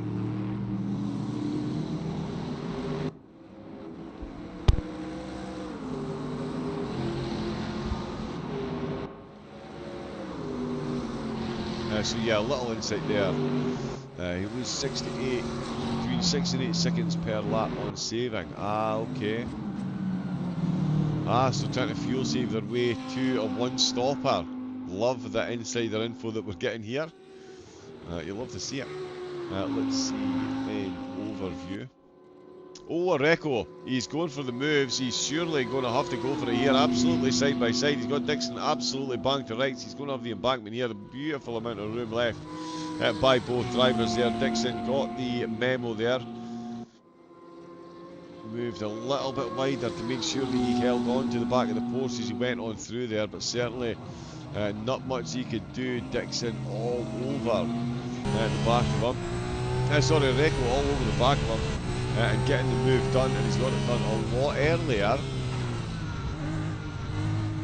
than the Dottinger straight, that is for sure. They're only just through the first carousel, so we've still got a mini carousel to go as well. And that is Areco making a good move. Can he close in now on Ledkowski? There's the minute, 15.3 seconds behind. So that's a fair way to go. We're certainly going to put it past any of these drivers. So Areco through on Dixon, Roche in 4th place, Retic in 5th, Mikowicz back at the pits in 6th position, Samardzic in 7th, Yeltsin in 8th with Roland Weiss in 9th place, Kerhonen in 10th position. Ahead just of Schnocklick in 11th, Frieder Braun in 12th position, Mackenberg in 13th place, and Misha Keeler in 14th. Timo Piepert rounding out the top 15. Second round of pit stops will indeed be exceptionally interesting. Oliver Burton 16th and Marvin Mackenberg 17th position for the moment, but certainly Matthew Hibbin looking to change that as quickly as he can.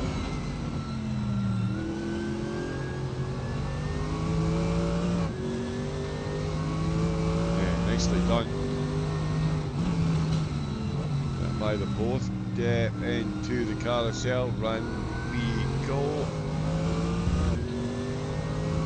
Hear the engine as he tries to get the power down the suspension. Completely lifts the car off the ground. Sinks back into it. Oh, it does definitely lose the quicker of the two of them. He's still got a bit to go. Keep the powder dry and wait till the end of the lap and try and get it done with the slipstream, or obviously, I mean, if the car ahead makes a bit of a wiggle, I'm sure Matthew will be quick enough to pop the car up the inside if he can. Looks a little quick here at the moment, and we go to the left, back down more hills. Those curves higher than a Dutch tourist, a lot of them. It's incredible the amount of suspension travel that the cars go through. Surprising amount of DMF, big crash, I just locked in a bit ago. No, there was a big spin right out of turn at number 1. But there wasn't really much damage there. It's just been little individual incidents. Drivers just perhaps with a momentary lapse in concentration, and yeah, a bit of a spin. A Reco, fast man indeed. Yaltsin as well. Yeah, Yaltsin having a good race at the moment. Up in 8th position, and certainly keeping Samarzic honest at this phase of the race. Lukowski now only 11 seconds ahead, 12 seconds ahead. So Redco has closed in 2 to 3 seconds since getting past Dixon. Dixon still within a second in third, still 24 ahead of Tim Roche. Retic has had very, very, very clear track for the entirety of the race, pretty much. I mean, it was quite close in the opening lap or so, but after that, Matthew Hibbin getting it done on the Conrod Straight. That was the last one. Along the Dottinger Straight, and yeah, just as I thought, the Mercedes getting the job done. So that is Marvin Mackenberg now down to 18th position.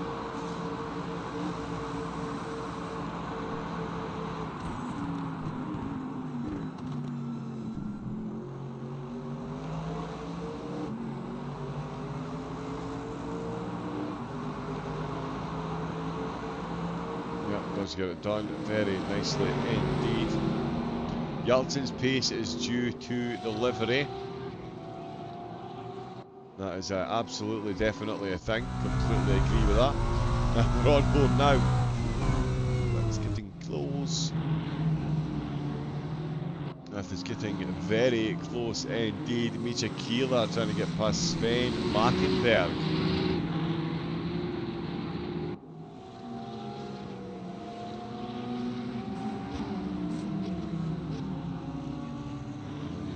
Got that Ferrari going pretty quickly at the moment. Mackenberg's going to be in full defensive mode pretty soon, that's for sure. Matthew Hibbin, Mercedes on Mercedes, 2.2 seconds separate the two of them on track at the moment. We'll see if it can close back in on one another. As you can see, Misha Keeler still very close to the back of Mackenberg, while Timo Pieper, fellow Ferrari driver, looking to break into top 13 himself. Oh, there is Fieberg back into the pits. That's going to be a second stop for Fieberg, done and dusted. I think Dausenberg,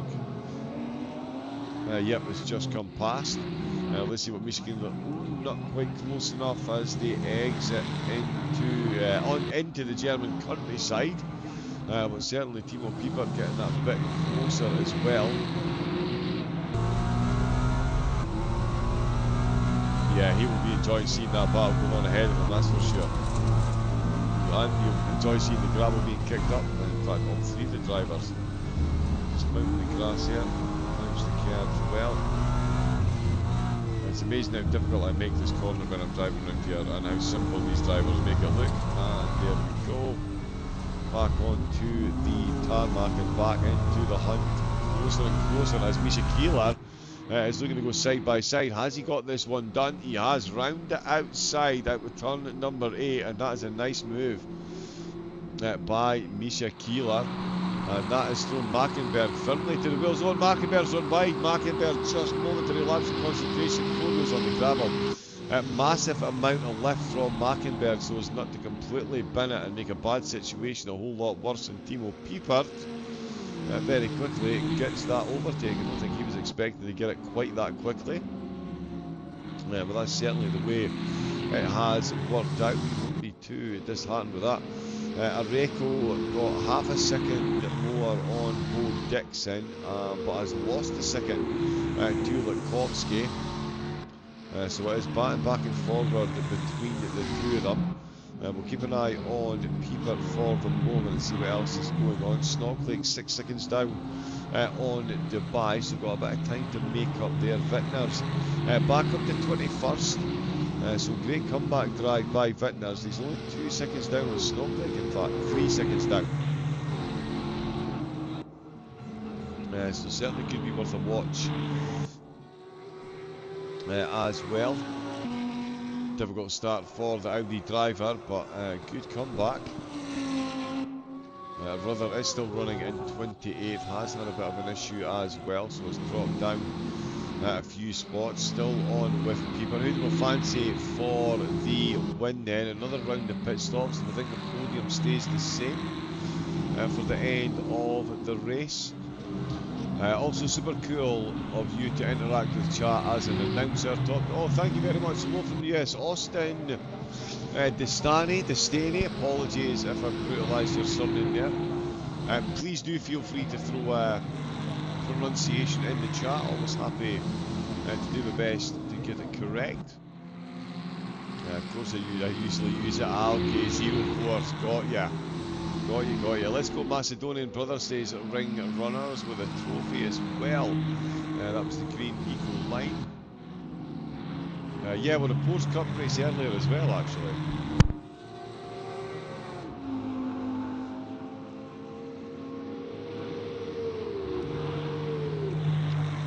We will have the results from that after this one.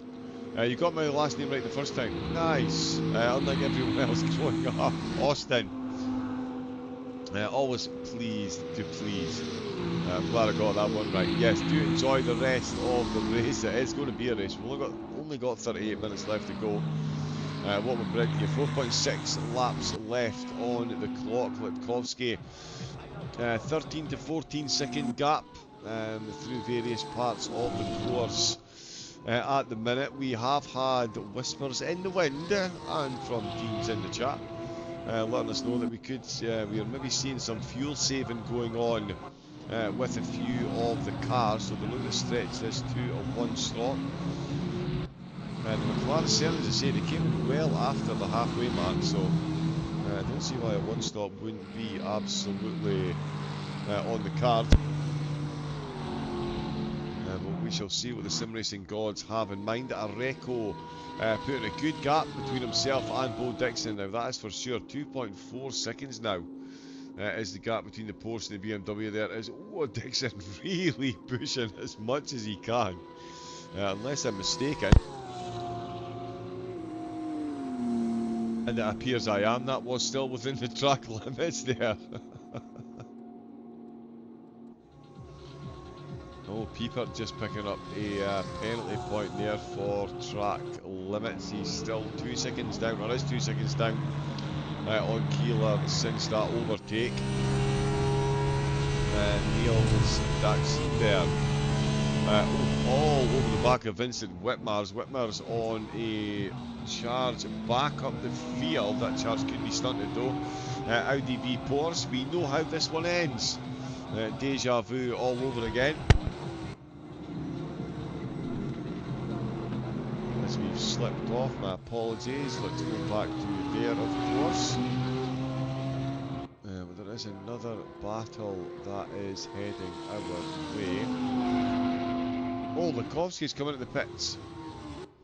30 minutes to go. Lukovski is back into the pits. Areco retakes the lead of the race as Dausenberger gets the overtake done on Wittners. Hopefully we caught that on screen as I was looking at the timing tower. But yeah, Dausenberg ahead. Wittners now in 21st place. Cody Lukovski is down to 4th position while stationary. Is Roush up on to the podium for the moment. Dixon stemming the floor, 2.4 seconds is the gap there. Mikovits coming along the start-finish straight. Lukovski is back out of the pits, back out in 4th place. Rating didn't come in. Weiss might come in, we'll see. Pieper is all on his own. Yes, he is along the Dottinger straight, all on his own there, ahead, well ahead of Mackenberg. I think, have we just seen another change there? Yeah, Mikowicz hasn't come in, Samardzic in 7th, Weiss in 8th, Yaltsin coming into the pits, there we go.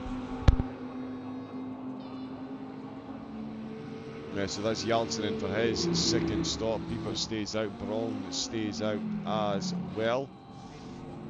Yaltsin in, Korhonen in, Keeler in, Marvin Mackenberg staying out. Oliver Berndt into the pits, followed closely by Matthew Heaven. And in fact, yep, Heaven going past them there as they pull into the box. Dausenberg coming along the Dottinger straight. Schnocklick, let's see what he does. Dubai is just coming to the pit entrance. Mark Mitchman is staying out. Dubai, let's see what he does.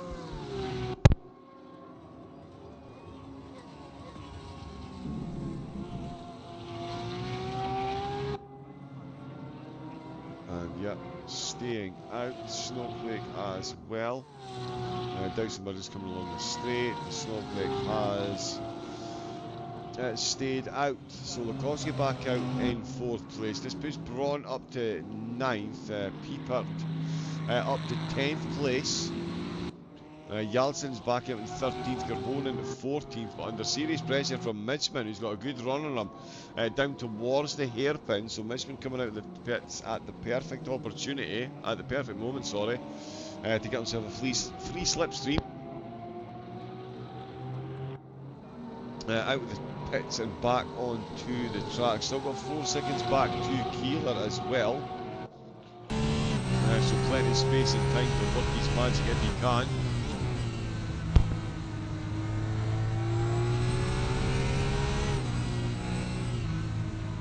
Nice little battle going on there.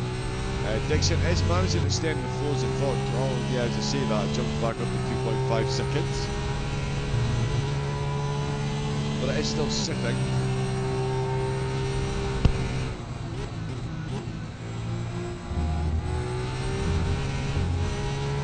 No, yeah, it's just as I'm talking, it is changing at a rate of knots. Oh wow, speaking of changing at a rate of knots, the difference between those two Porsches definitely changed at a rate of knots. So much better on the brakes here for Mitchman. Not able to use it to his advantage though. Good gap between the Mercedes, certainly as far as Oliver Berndt is concerned. At the moment, having 3.3 seconds ahead still of Dubai.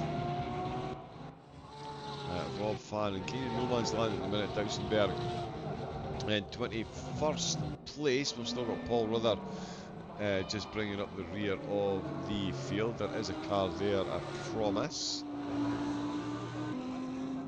No, as I say that, the static camera throws us under the bus as well. Don't know what's going on with Ruther. Can't quite catch sight of him there. Bo Dixon, 3.2 seconds now down on Areco. So Areco really taking the mantle now that he's got the lead.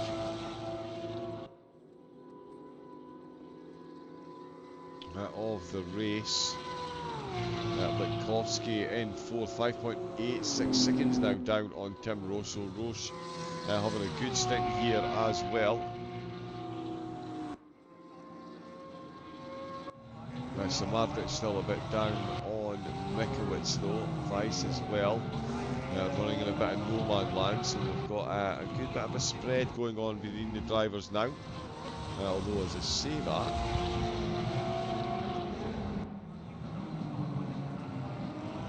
Korhonen and Mitchman are still very close to one another. We'll see Mitchman, Korhonen, sorry,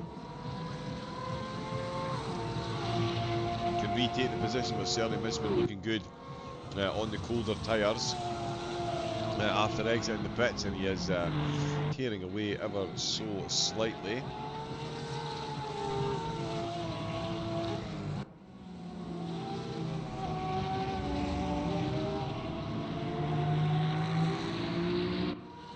Just to let you know, when you roll into the onboard, okay, yeah, the onboard is a bit loud.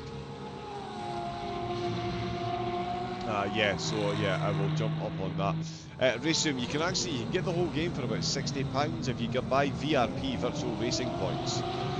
You can buy between the starter pack or the premium pack, and if any of the packs contain things that you already own, they will discount it from you.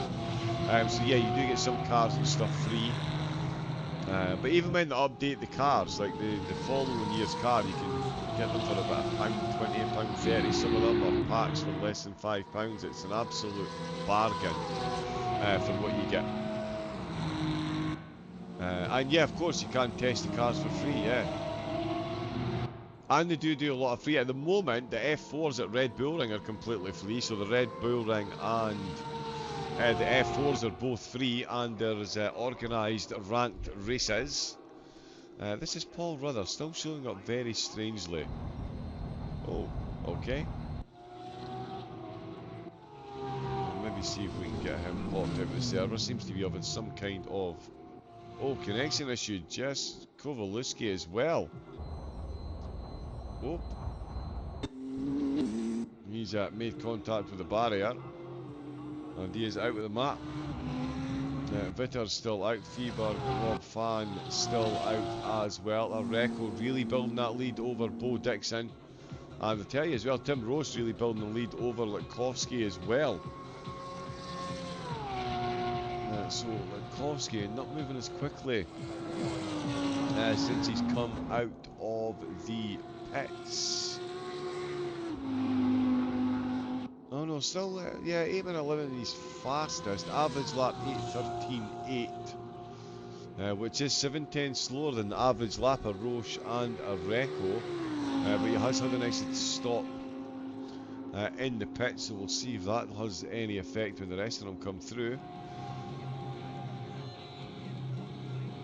Disconnect, yeah, Litkowski didn't change tyres, right, okay. Yeah, I'm sure somebody said that tyres are off. Actually, I was looking on the official site. I can't see in the rules about the tyres.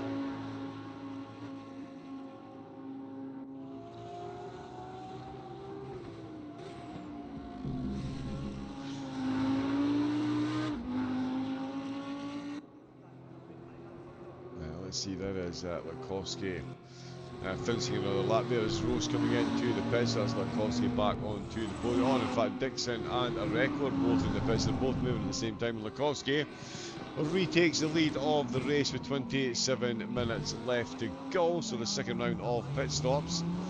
Seen Litkowski retake the lead. Areco back out in second. Dixon back out in third. Roche in fourth place. Let's see what Mikowitz can do. He is going to take fourth place and put Roche back into fifth. Rettig comes into the pits, and I think Samardzic is going to come in as well. Yes, he is.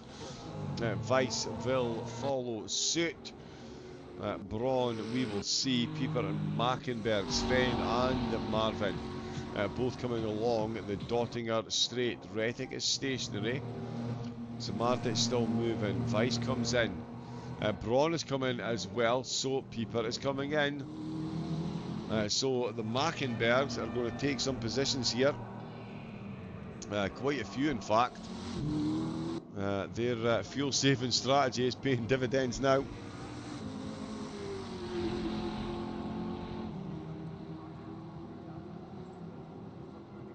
Have they saved enough to get to the end and maintain a pace quick enough to fend off the fully fueled cars. As you see, Weiss and Samardic exit. Piepert and Braun still stationary. Oski now 5.1 seconds ahead of Areco, so it's gone in Areco's favour over that stint. Less than 5 seconds is the gap now. Misha Keeler finds himself ahead of Mid-stint, who comes into the pits. Kerhonen out. I think he's got another pit stop to take though. Mid-stint in. Matthew Heaven stays out. That's him back up to 17th.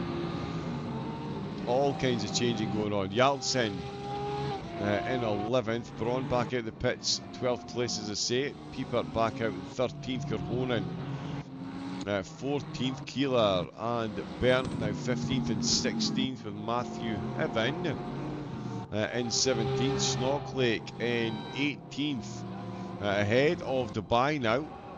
Dousenberg ahead now of the stationary in the pits. Mid-stint Rob Fan coming along the Dottinger straight.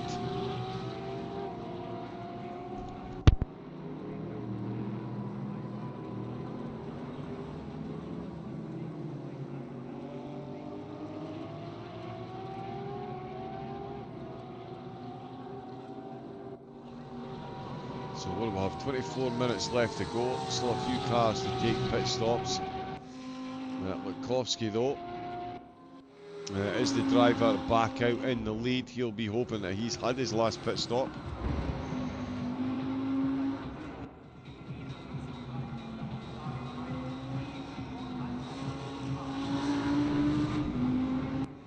As Reco tries to close in, it's hovering around that 5-second mark though. Yaltsin 5 seconds down as well. Sven Mackenberg and Marvin Mackenberg. Now I believe in the chat, can we get confirmation these two are fuel saving for a one stop? Some love for the 100 fans watching. Yes, good afternoon, good evening, good morning, whichever part of the world you may be in. If Tev's managing on server, we'd have gotten a server notification that yeah, there was no mandatory stops that I could see. Would have popped up here as well. He's heavier, wait until they pit. Yes indeed, thank you to everyone that's put a thumbs up on the chat as well, liked and subscribed to the RaceRoom channel. Absolutely phenomenal simulator. And yeah, UK time 6 o'clock till midnight, you'll find me racing the F4s and at Red Bull Ring. Completely free content, so jump over and get yourself involved. We did have the F4s on LFM, I missed them. So I'm campaigning to get them back again, as Mitch Keeler is campaigning to get 14th place back again. This time at the expense of Tom Kerhonen. Kerhonen fending him off for the moment. And I tell you what, this is one Porsche v Ferrari battle that looks very much in the favour of the Ferrari. And he's a huge Ferrari fan. Absolutely love to see it. Yes indeed. Andrew Goodwin, that is yeah, definitely can be said. In fact, let me just type in the chat as well to make sure we get as much interaction on here as possible. I'm not getting notifications. Anyone that has subscribed during the stream, thank you very much for that. Make sure you do hit the like and subscribe button again, and get yourself over to the LFM website, Low Fuel Motorsport. 250,000 drivers cannot be wrong. On RaceRoom at the moment, of course. We've got the STs, we've got the TCRs, the DTM 13 through 16s, and the Silhouettes as well. So get yourself signed up. And make sure you get involved. Oh, a lot of tyre smoke. A bit of a smoke stream coming up off the Porsche there of Kerhonen. Trying to fend off the advances of Misha Keeler. Nicholas Lukowski getting the bit between his teeth as a record an instant. That gap is now just rocketed up to over 6 seconds. Oh, now am I mistaken, or is he of damage?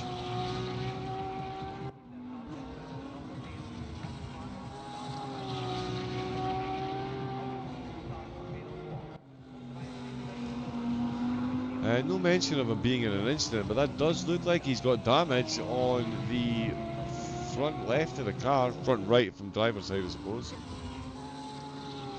And he is absolutely... Oh no, he's gone back down to 4.8. It certainly doesn't mention he's had any kind of incident. Became the leader, put in as... Became the leader... Okay, he was in a collision. Yeah, sorry, he was a couple of collisions. So a little bit of door banging. I wonder if that's compromised him.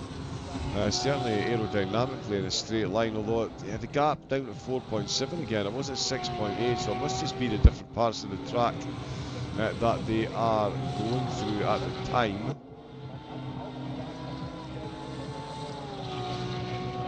Yeah, it's amazing the difference. Bo Dixon now 11 seconds down. Sorry, 6 seconds down, but he's still got 4 seconds up on mate Mikovits, who is once again setting some impressively fast lap times. Just done an 8:10.4, which is actually quicker than the fastest lap that the three drivers ahead of him have set. So yeah, some absolute hardcore pace from Mikovits. Dixon certainly might have a work cut out for him in the closing. What are we now? Two and a bit laps.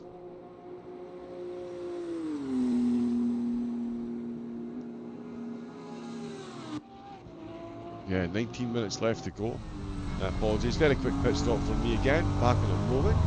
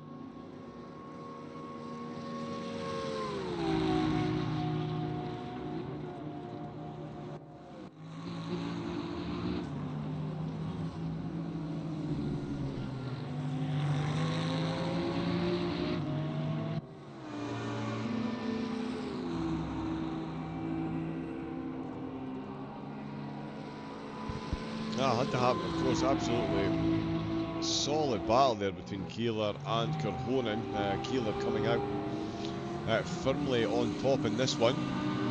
And looking to come out firmly on top as well, mate Mikovits. Fastest driver from the entry competition to take the grid this evening. Is certainly holding that mantle through now. He's closed in 2 seconds on Bo Dixon ahead. Bo holding third place for the moment. Well, he still hoped that I did say. I thought Mikovits had the potential to get pretty close. And Misha Keeler, still close to Korhonen. Kippert is a bit up the road, sorry. A bit of a false alarm there. Matthew Heaven definitely closing in on Oliver Bertnold. That gap now down to 1.6 seconds there. Yeah, we've got a couple of more cars that have disconnected, unfortunately. Big gap there as well. But certainly not a big gap for Mikowicz, and off the rear wing of Bo Dixon. There you can see the fast approaching Audi.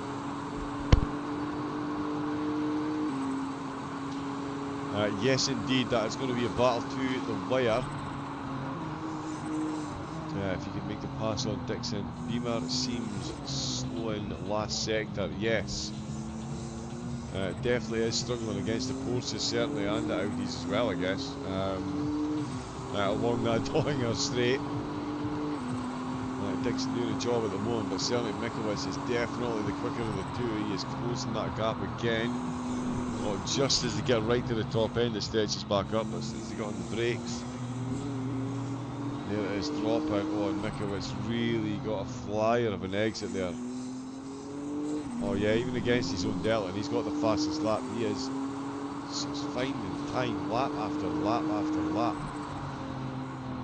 And we've got about 2 to go. This one and then one more, I would say. Likovsky is... Oh, still got a few corners to go yet. Goes through the mini carousel. Let's see what Mikowicz is. 1 second now behind. Wow, he is absolutely destroying that gap between himself and Dixon. It's now under a second. This is going to be an almighty tussle between these two. And yeah, we're going to find out if the Beamer is slower in the third sector, because Mikowicz is about to firmly put that to the test very shortly indeed.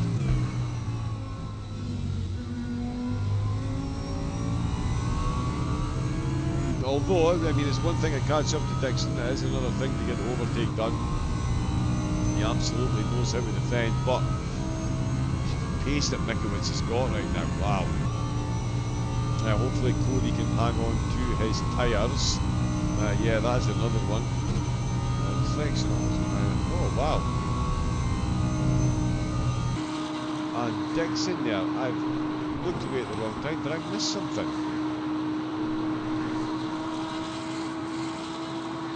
I mean, my apologies, I looked away for a millisecond there. Did Dixon make a mistake?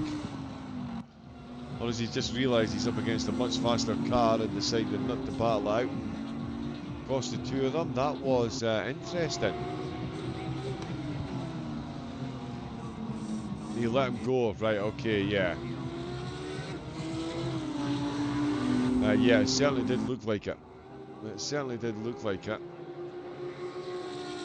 So yeah, Dixon giving up that podium position. Mikowicz then, can he catch up to a Reco?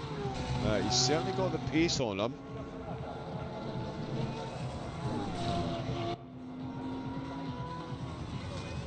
Okay, we need to wait on another lap from Mikowicz to get a true reflection of his average lap time.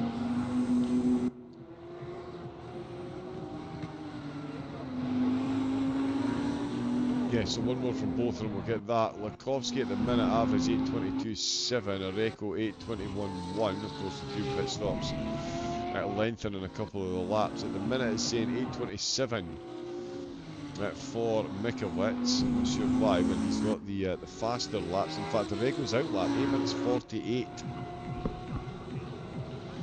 Bo Dixon's was at 8:51. Ross was in 8:49. Samardic still in 9th place ahead of Weiss, rounding out the top 10. Yeltsin is in 11th position, trying to close in on Weiss. Oh, it's just frozen, there we go. Likovsky 5.4 still. So yeah, it's just all about the drivers keeping it clean now, keeping it between the Mayo and the Mustard. Snocklake looking to get himself ahead though of Matthew Heaven. That is the full carousel that's just gone through there, so a bit of the lap still left to go. And Heaven, in fact, yeah, not too far behind Oliver Bird.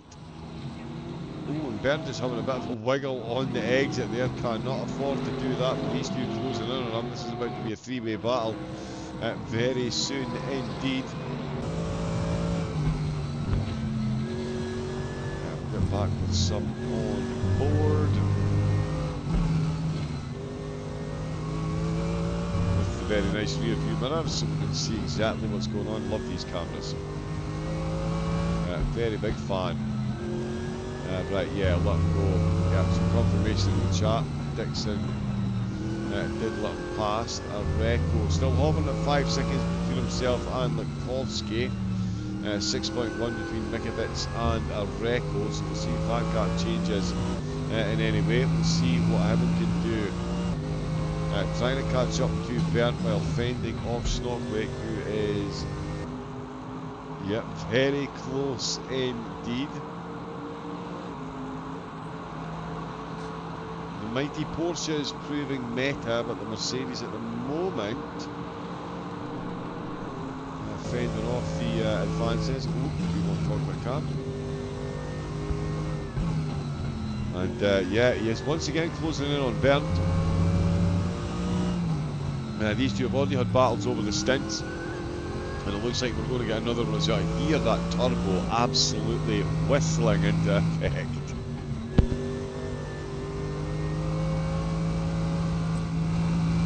Obviously it's the wind, these ones don't have turbos. These are natural, apologies. Let's go along the Dottinger Straight though, and see, he's just outside the slipstream mark, but Snocklack is not. He is within 6 tenths. Is that going to be enough? It's going to be interesting at the end of the Dottinger, but it's going to be the Mercedes. You think it's going to go past the pit entrance, certainly. Still holding on to 17th position into turn number 1. Could be a slightly different affair. You can see how much the Porsche is closing in. 16 kilograms of extra ballast, and wow, I was so mistaken. They've made a bit of contact there. Matthew Heaven, leaving the bare minimum amount of room, flying down through the gears there. A bit of contact between the two of them. That's his Snocklack back down into 18th position. Wow, that Porsche is absolutely incredible in a straight line against the rest of the field around here. That is absolutely wild. I did not think he would get that close. I mean, he was beyond side by side. They made contact. I thought it was going to be here that we were going to get involved. But no, they made contact. The Porsche bounced off the wall, and that has given Bernd a bit of breathing space. It certainly could have been a lot closer than that if the Porsche had got past, that's for sure.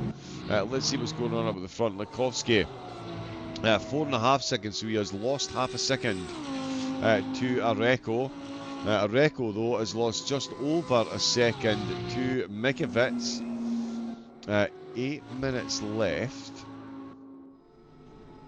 Yeah, so Likovsky is going to finish this lap.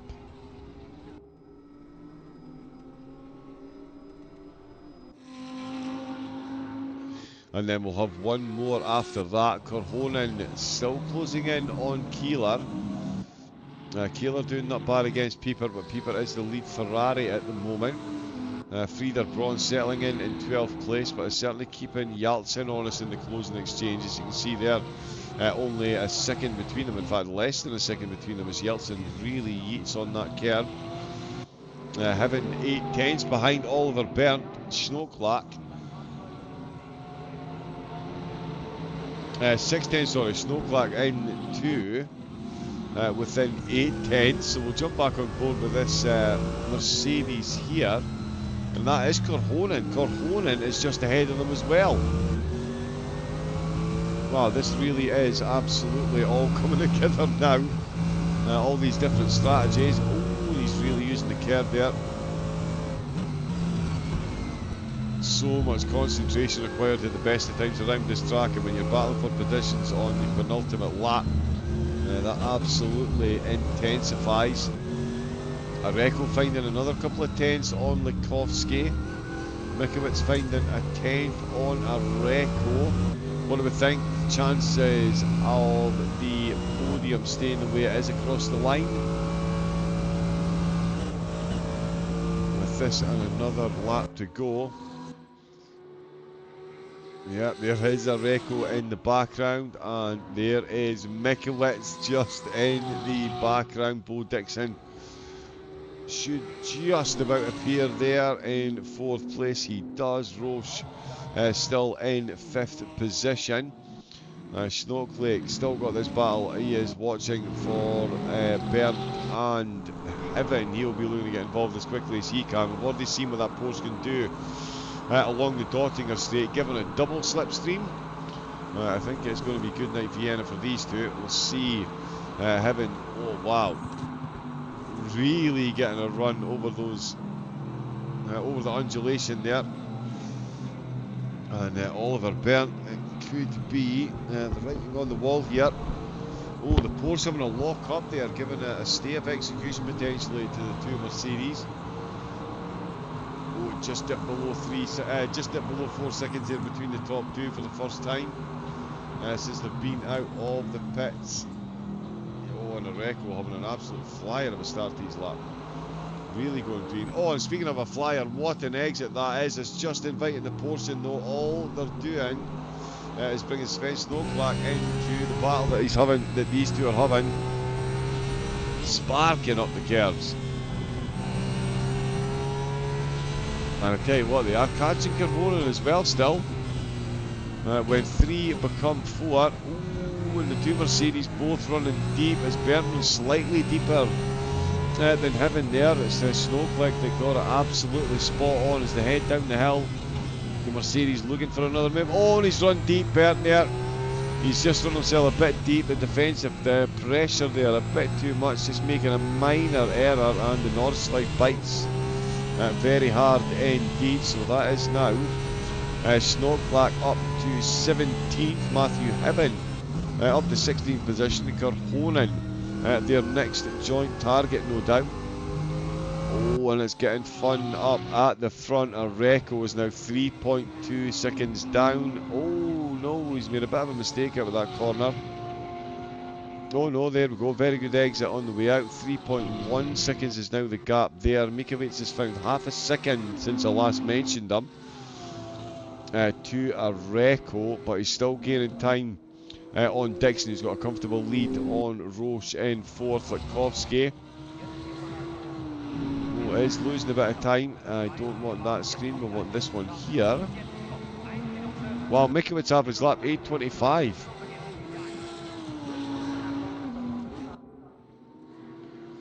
We'll see if that changes any. Areco really is putting them to the sword at the minute. He was only a 10 slower than Likovsky on that previous lap, but he is significantly quicker on this lap. He is tearing absolute strips out with that gap at the front of the minute. 2.6 seconds.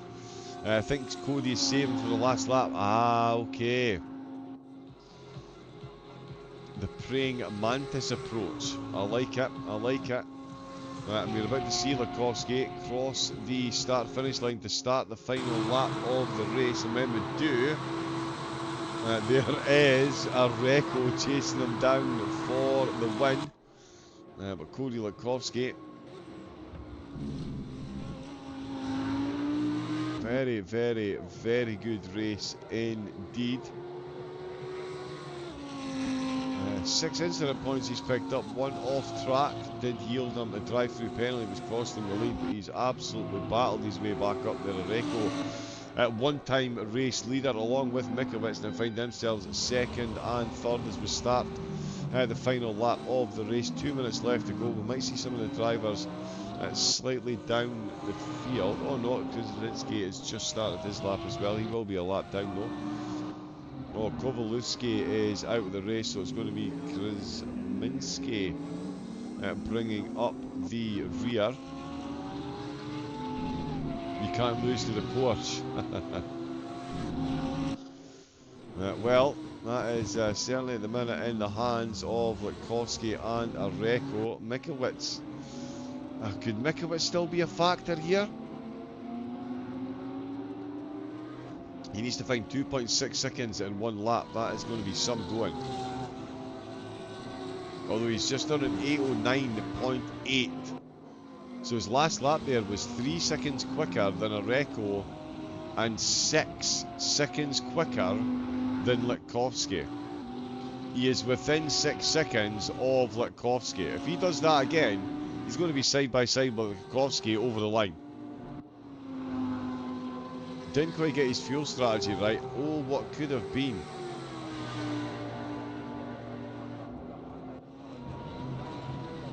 Yeah, that is incredible. So Mikowicz, there you can see his previous lap there, 8:09. Areco, 8:12.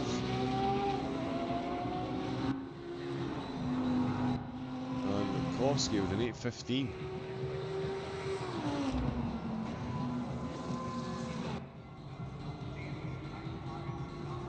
And he is within 6 seconds of the lead. This could be an absolute grandstand finish, I tell you what. Mikowicz not looking to lose to a Porsche either. Is it 7 Porsches?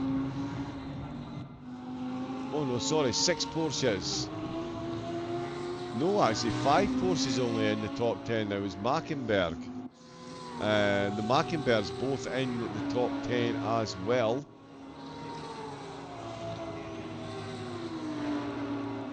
Right, okay, yeah, Mikowicz clearly, yeah, absolutely got the best tyres of the 3. He's rolled the dice on.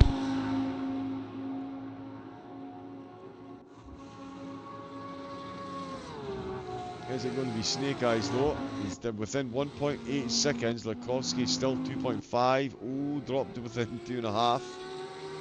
Here we go. Yeah, Mackenberg and Mackenberg went for a bit of fuel saving. And it has done them well. 7 seconds ahead of Weiss, who is being hunted down by Zamartic actually in the closing stages. Yalcin as well, actually. Timo Pieper looking to get himself back up to 11th. He's been in the top 10 a couple of times. They're coming to the final chicane before the countryside part of the track, and it is Yalcin that fends him off. So we've still got battles brewing right through the field. As well as these ones up at the top. It's all about Mikowicz for me.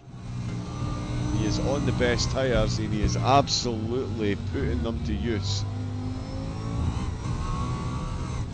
He is chewing through that gap between himself and Areco, and they've still got a fair bit of the lap to go.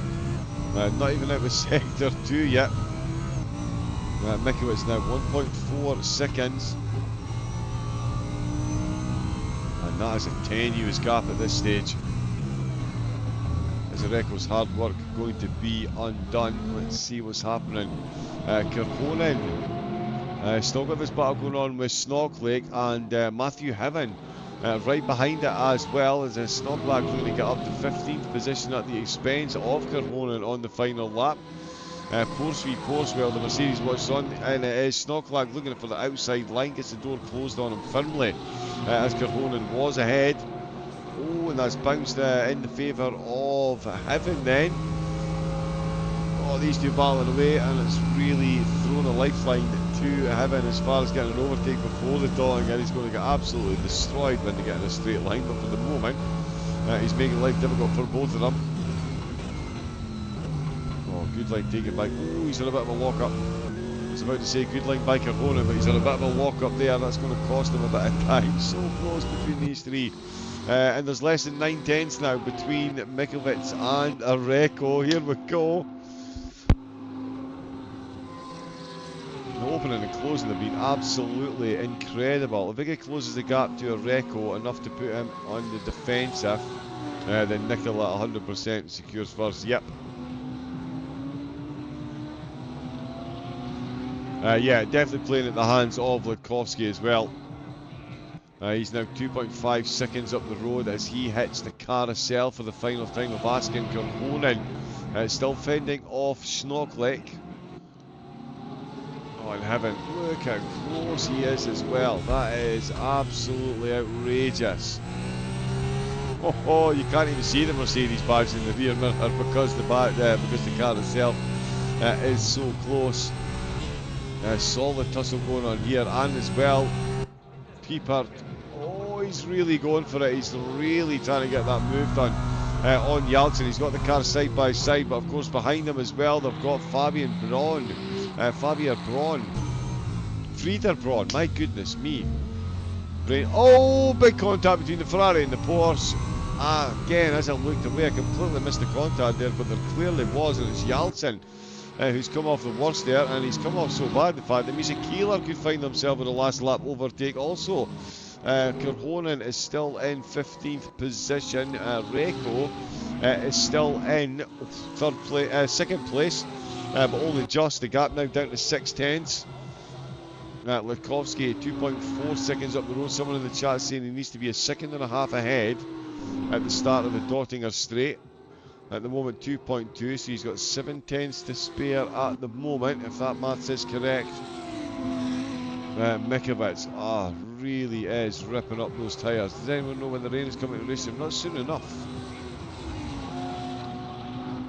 Big thanks for the commentary. Nice job. Thank you very much. I'm glad you've enjoyed. Although the racing of this calibre does make it very, very, very easy indeed. Oh, look at this. Heaven is all over the back of these two. Can he get a move done? And Areco as well. Really now feeling the pressure from Mikovits and Likovsky. The only pressure that he's feeling is with the tyres. Look at the two drivers behind him. They're on the Dottinger Straight. He's got a 1.9 second gap. He's 4 tenths ahead of where he needs to be. Does that mean he's about to win by 4 tenths of a second? If he does, it's going to be an absolutely phenomenal display. He took pole position. As we can see, Mikovits now separated by absolutely nothing. They're fully side by side. It is Mikovits on the Dottinger Straight at the last lap, 2 hours 24 minutes. And it is Mikovits back up into second position, but the Porsche goes into the slipstream. We've seen what the Porsche can do in a straight line along here. Is he going to go the slingshot around the outside? The Audi in no mood for leaving enough room. 2 wheels on the grass. The Porsche cannot get it done. It's going to be Nicholas Likovsky. He can see the battle going on behind him.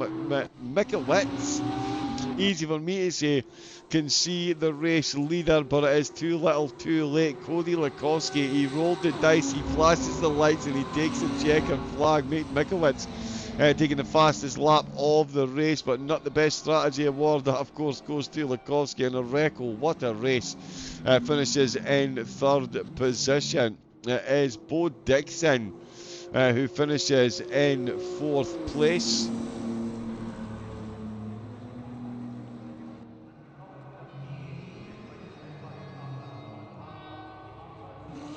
Oh yeah, there we go. They've popped up anyway. Perfecto. Bo Dixon fourth. Tim Roche crosses the line in fifth. Lucas Retag still just coming off the Dottinger Straight. But there is Roche, Likovsky. Look at that formation drive at the end from the top drivers. Lucas Retag and Sven Mackenberg and Marvin Mackenberg on the fuel saving. And they have managed to get themselves. Yeah, there we go. We'll pop them off for the moment. Oops.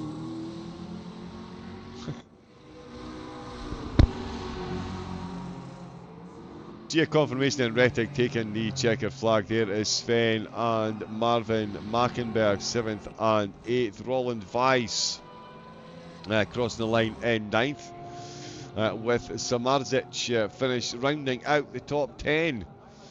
Frieder Braun. Oh, and it's a solid battle actually. Timo Pieper just getting past him. We're going to see a Porsche go on the grass. Oh, it's Yeltsin looking for the move right at the end, and it is Timo Pieper that fends them all off there. 3 wide, bumper to bumper, wing mirror to wing mirror on the last lap, and it's Timo Pieper that comes out on top, battles his way through quite literally to flash his lights across the line to take 11th position. Frieder Braun in 12th. Yeltsin and Keeler finishing in 13th and 14th, quicker than I can get through their positions here. Snoglak crosses the line to take 15th with Korhonen in 16th, Heaven in 17th, and Bert in 18th place. Dubai in 19th, and Dausenberg rounding out the top 20. Still got a few cars out on track.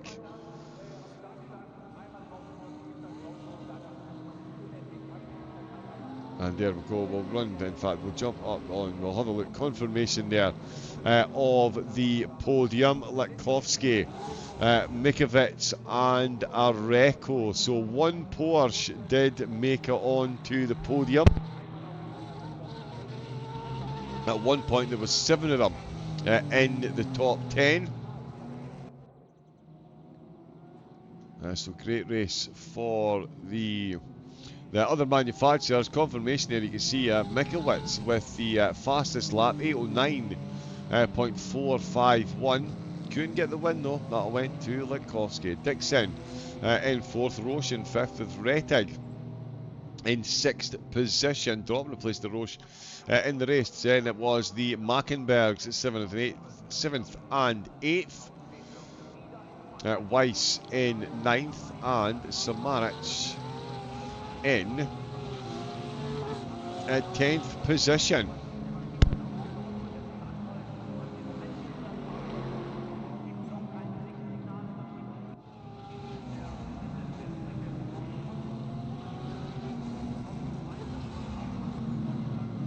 That was the bop for the competition as well, the 2.4 hours. As you can see, it was the Porsche that had the most bop on it, 16 kilograms. Still the most popular car, taken by the most drivers. We'll get the results up for this, and what we'll do as well. There was, of course, the feature race, my apologies. The feature race earlier on.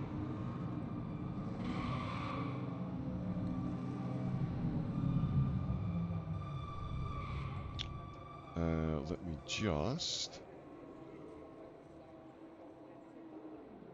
there we go. So yeah, there was a community race as well. That was won by Sebastian Reef, Frieder Braun, finishing in 2nd, and Orban in 3rd place. So Frieder having a good day today.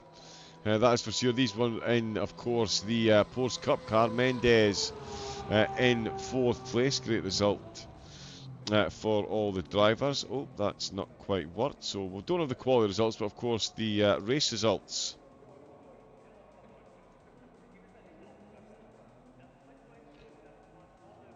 For the race we've just seen.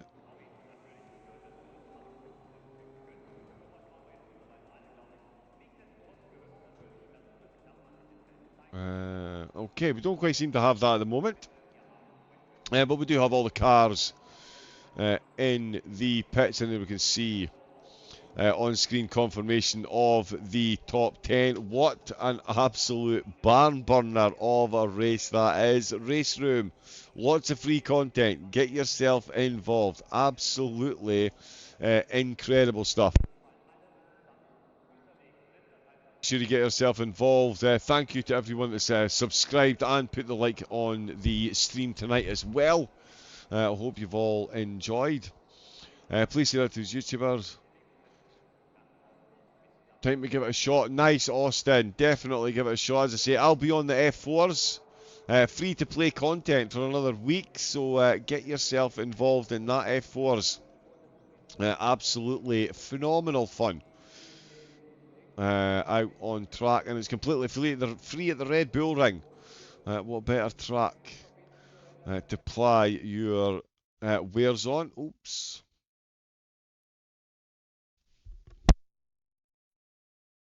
There we go. Thank you to all the drivers that took part in tonight's race. Over 1,700 set times to take part. And yeah, the top 32 making it through, 26 of them across the line. So thank you to them. And of course, thank you to everyone that's been in the chat. It's been absolutely buzzing. Nice race, good commentary. Yep, the chat has been absolutely wild, flying through at a rate of knots.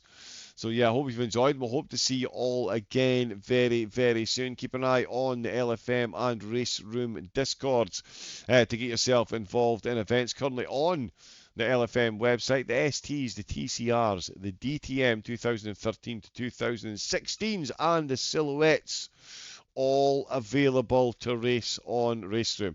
So get yourself involved. And of course, does anyone mention the F4s in the dailies on RaceRoom itself? I think we did. But yeah, that is all we have time for this evening. I hope you enjoyed and do have a good rest of your weekend. We'll be back at some point, hopefully. So stay tuned. Until then, stay safe, take it easy, and have a great rest of your night. Good night.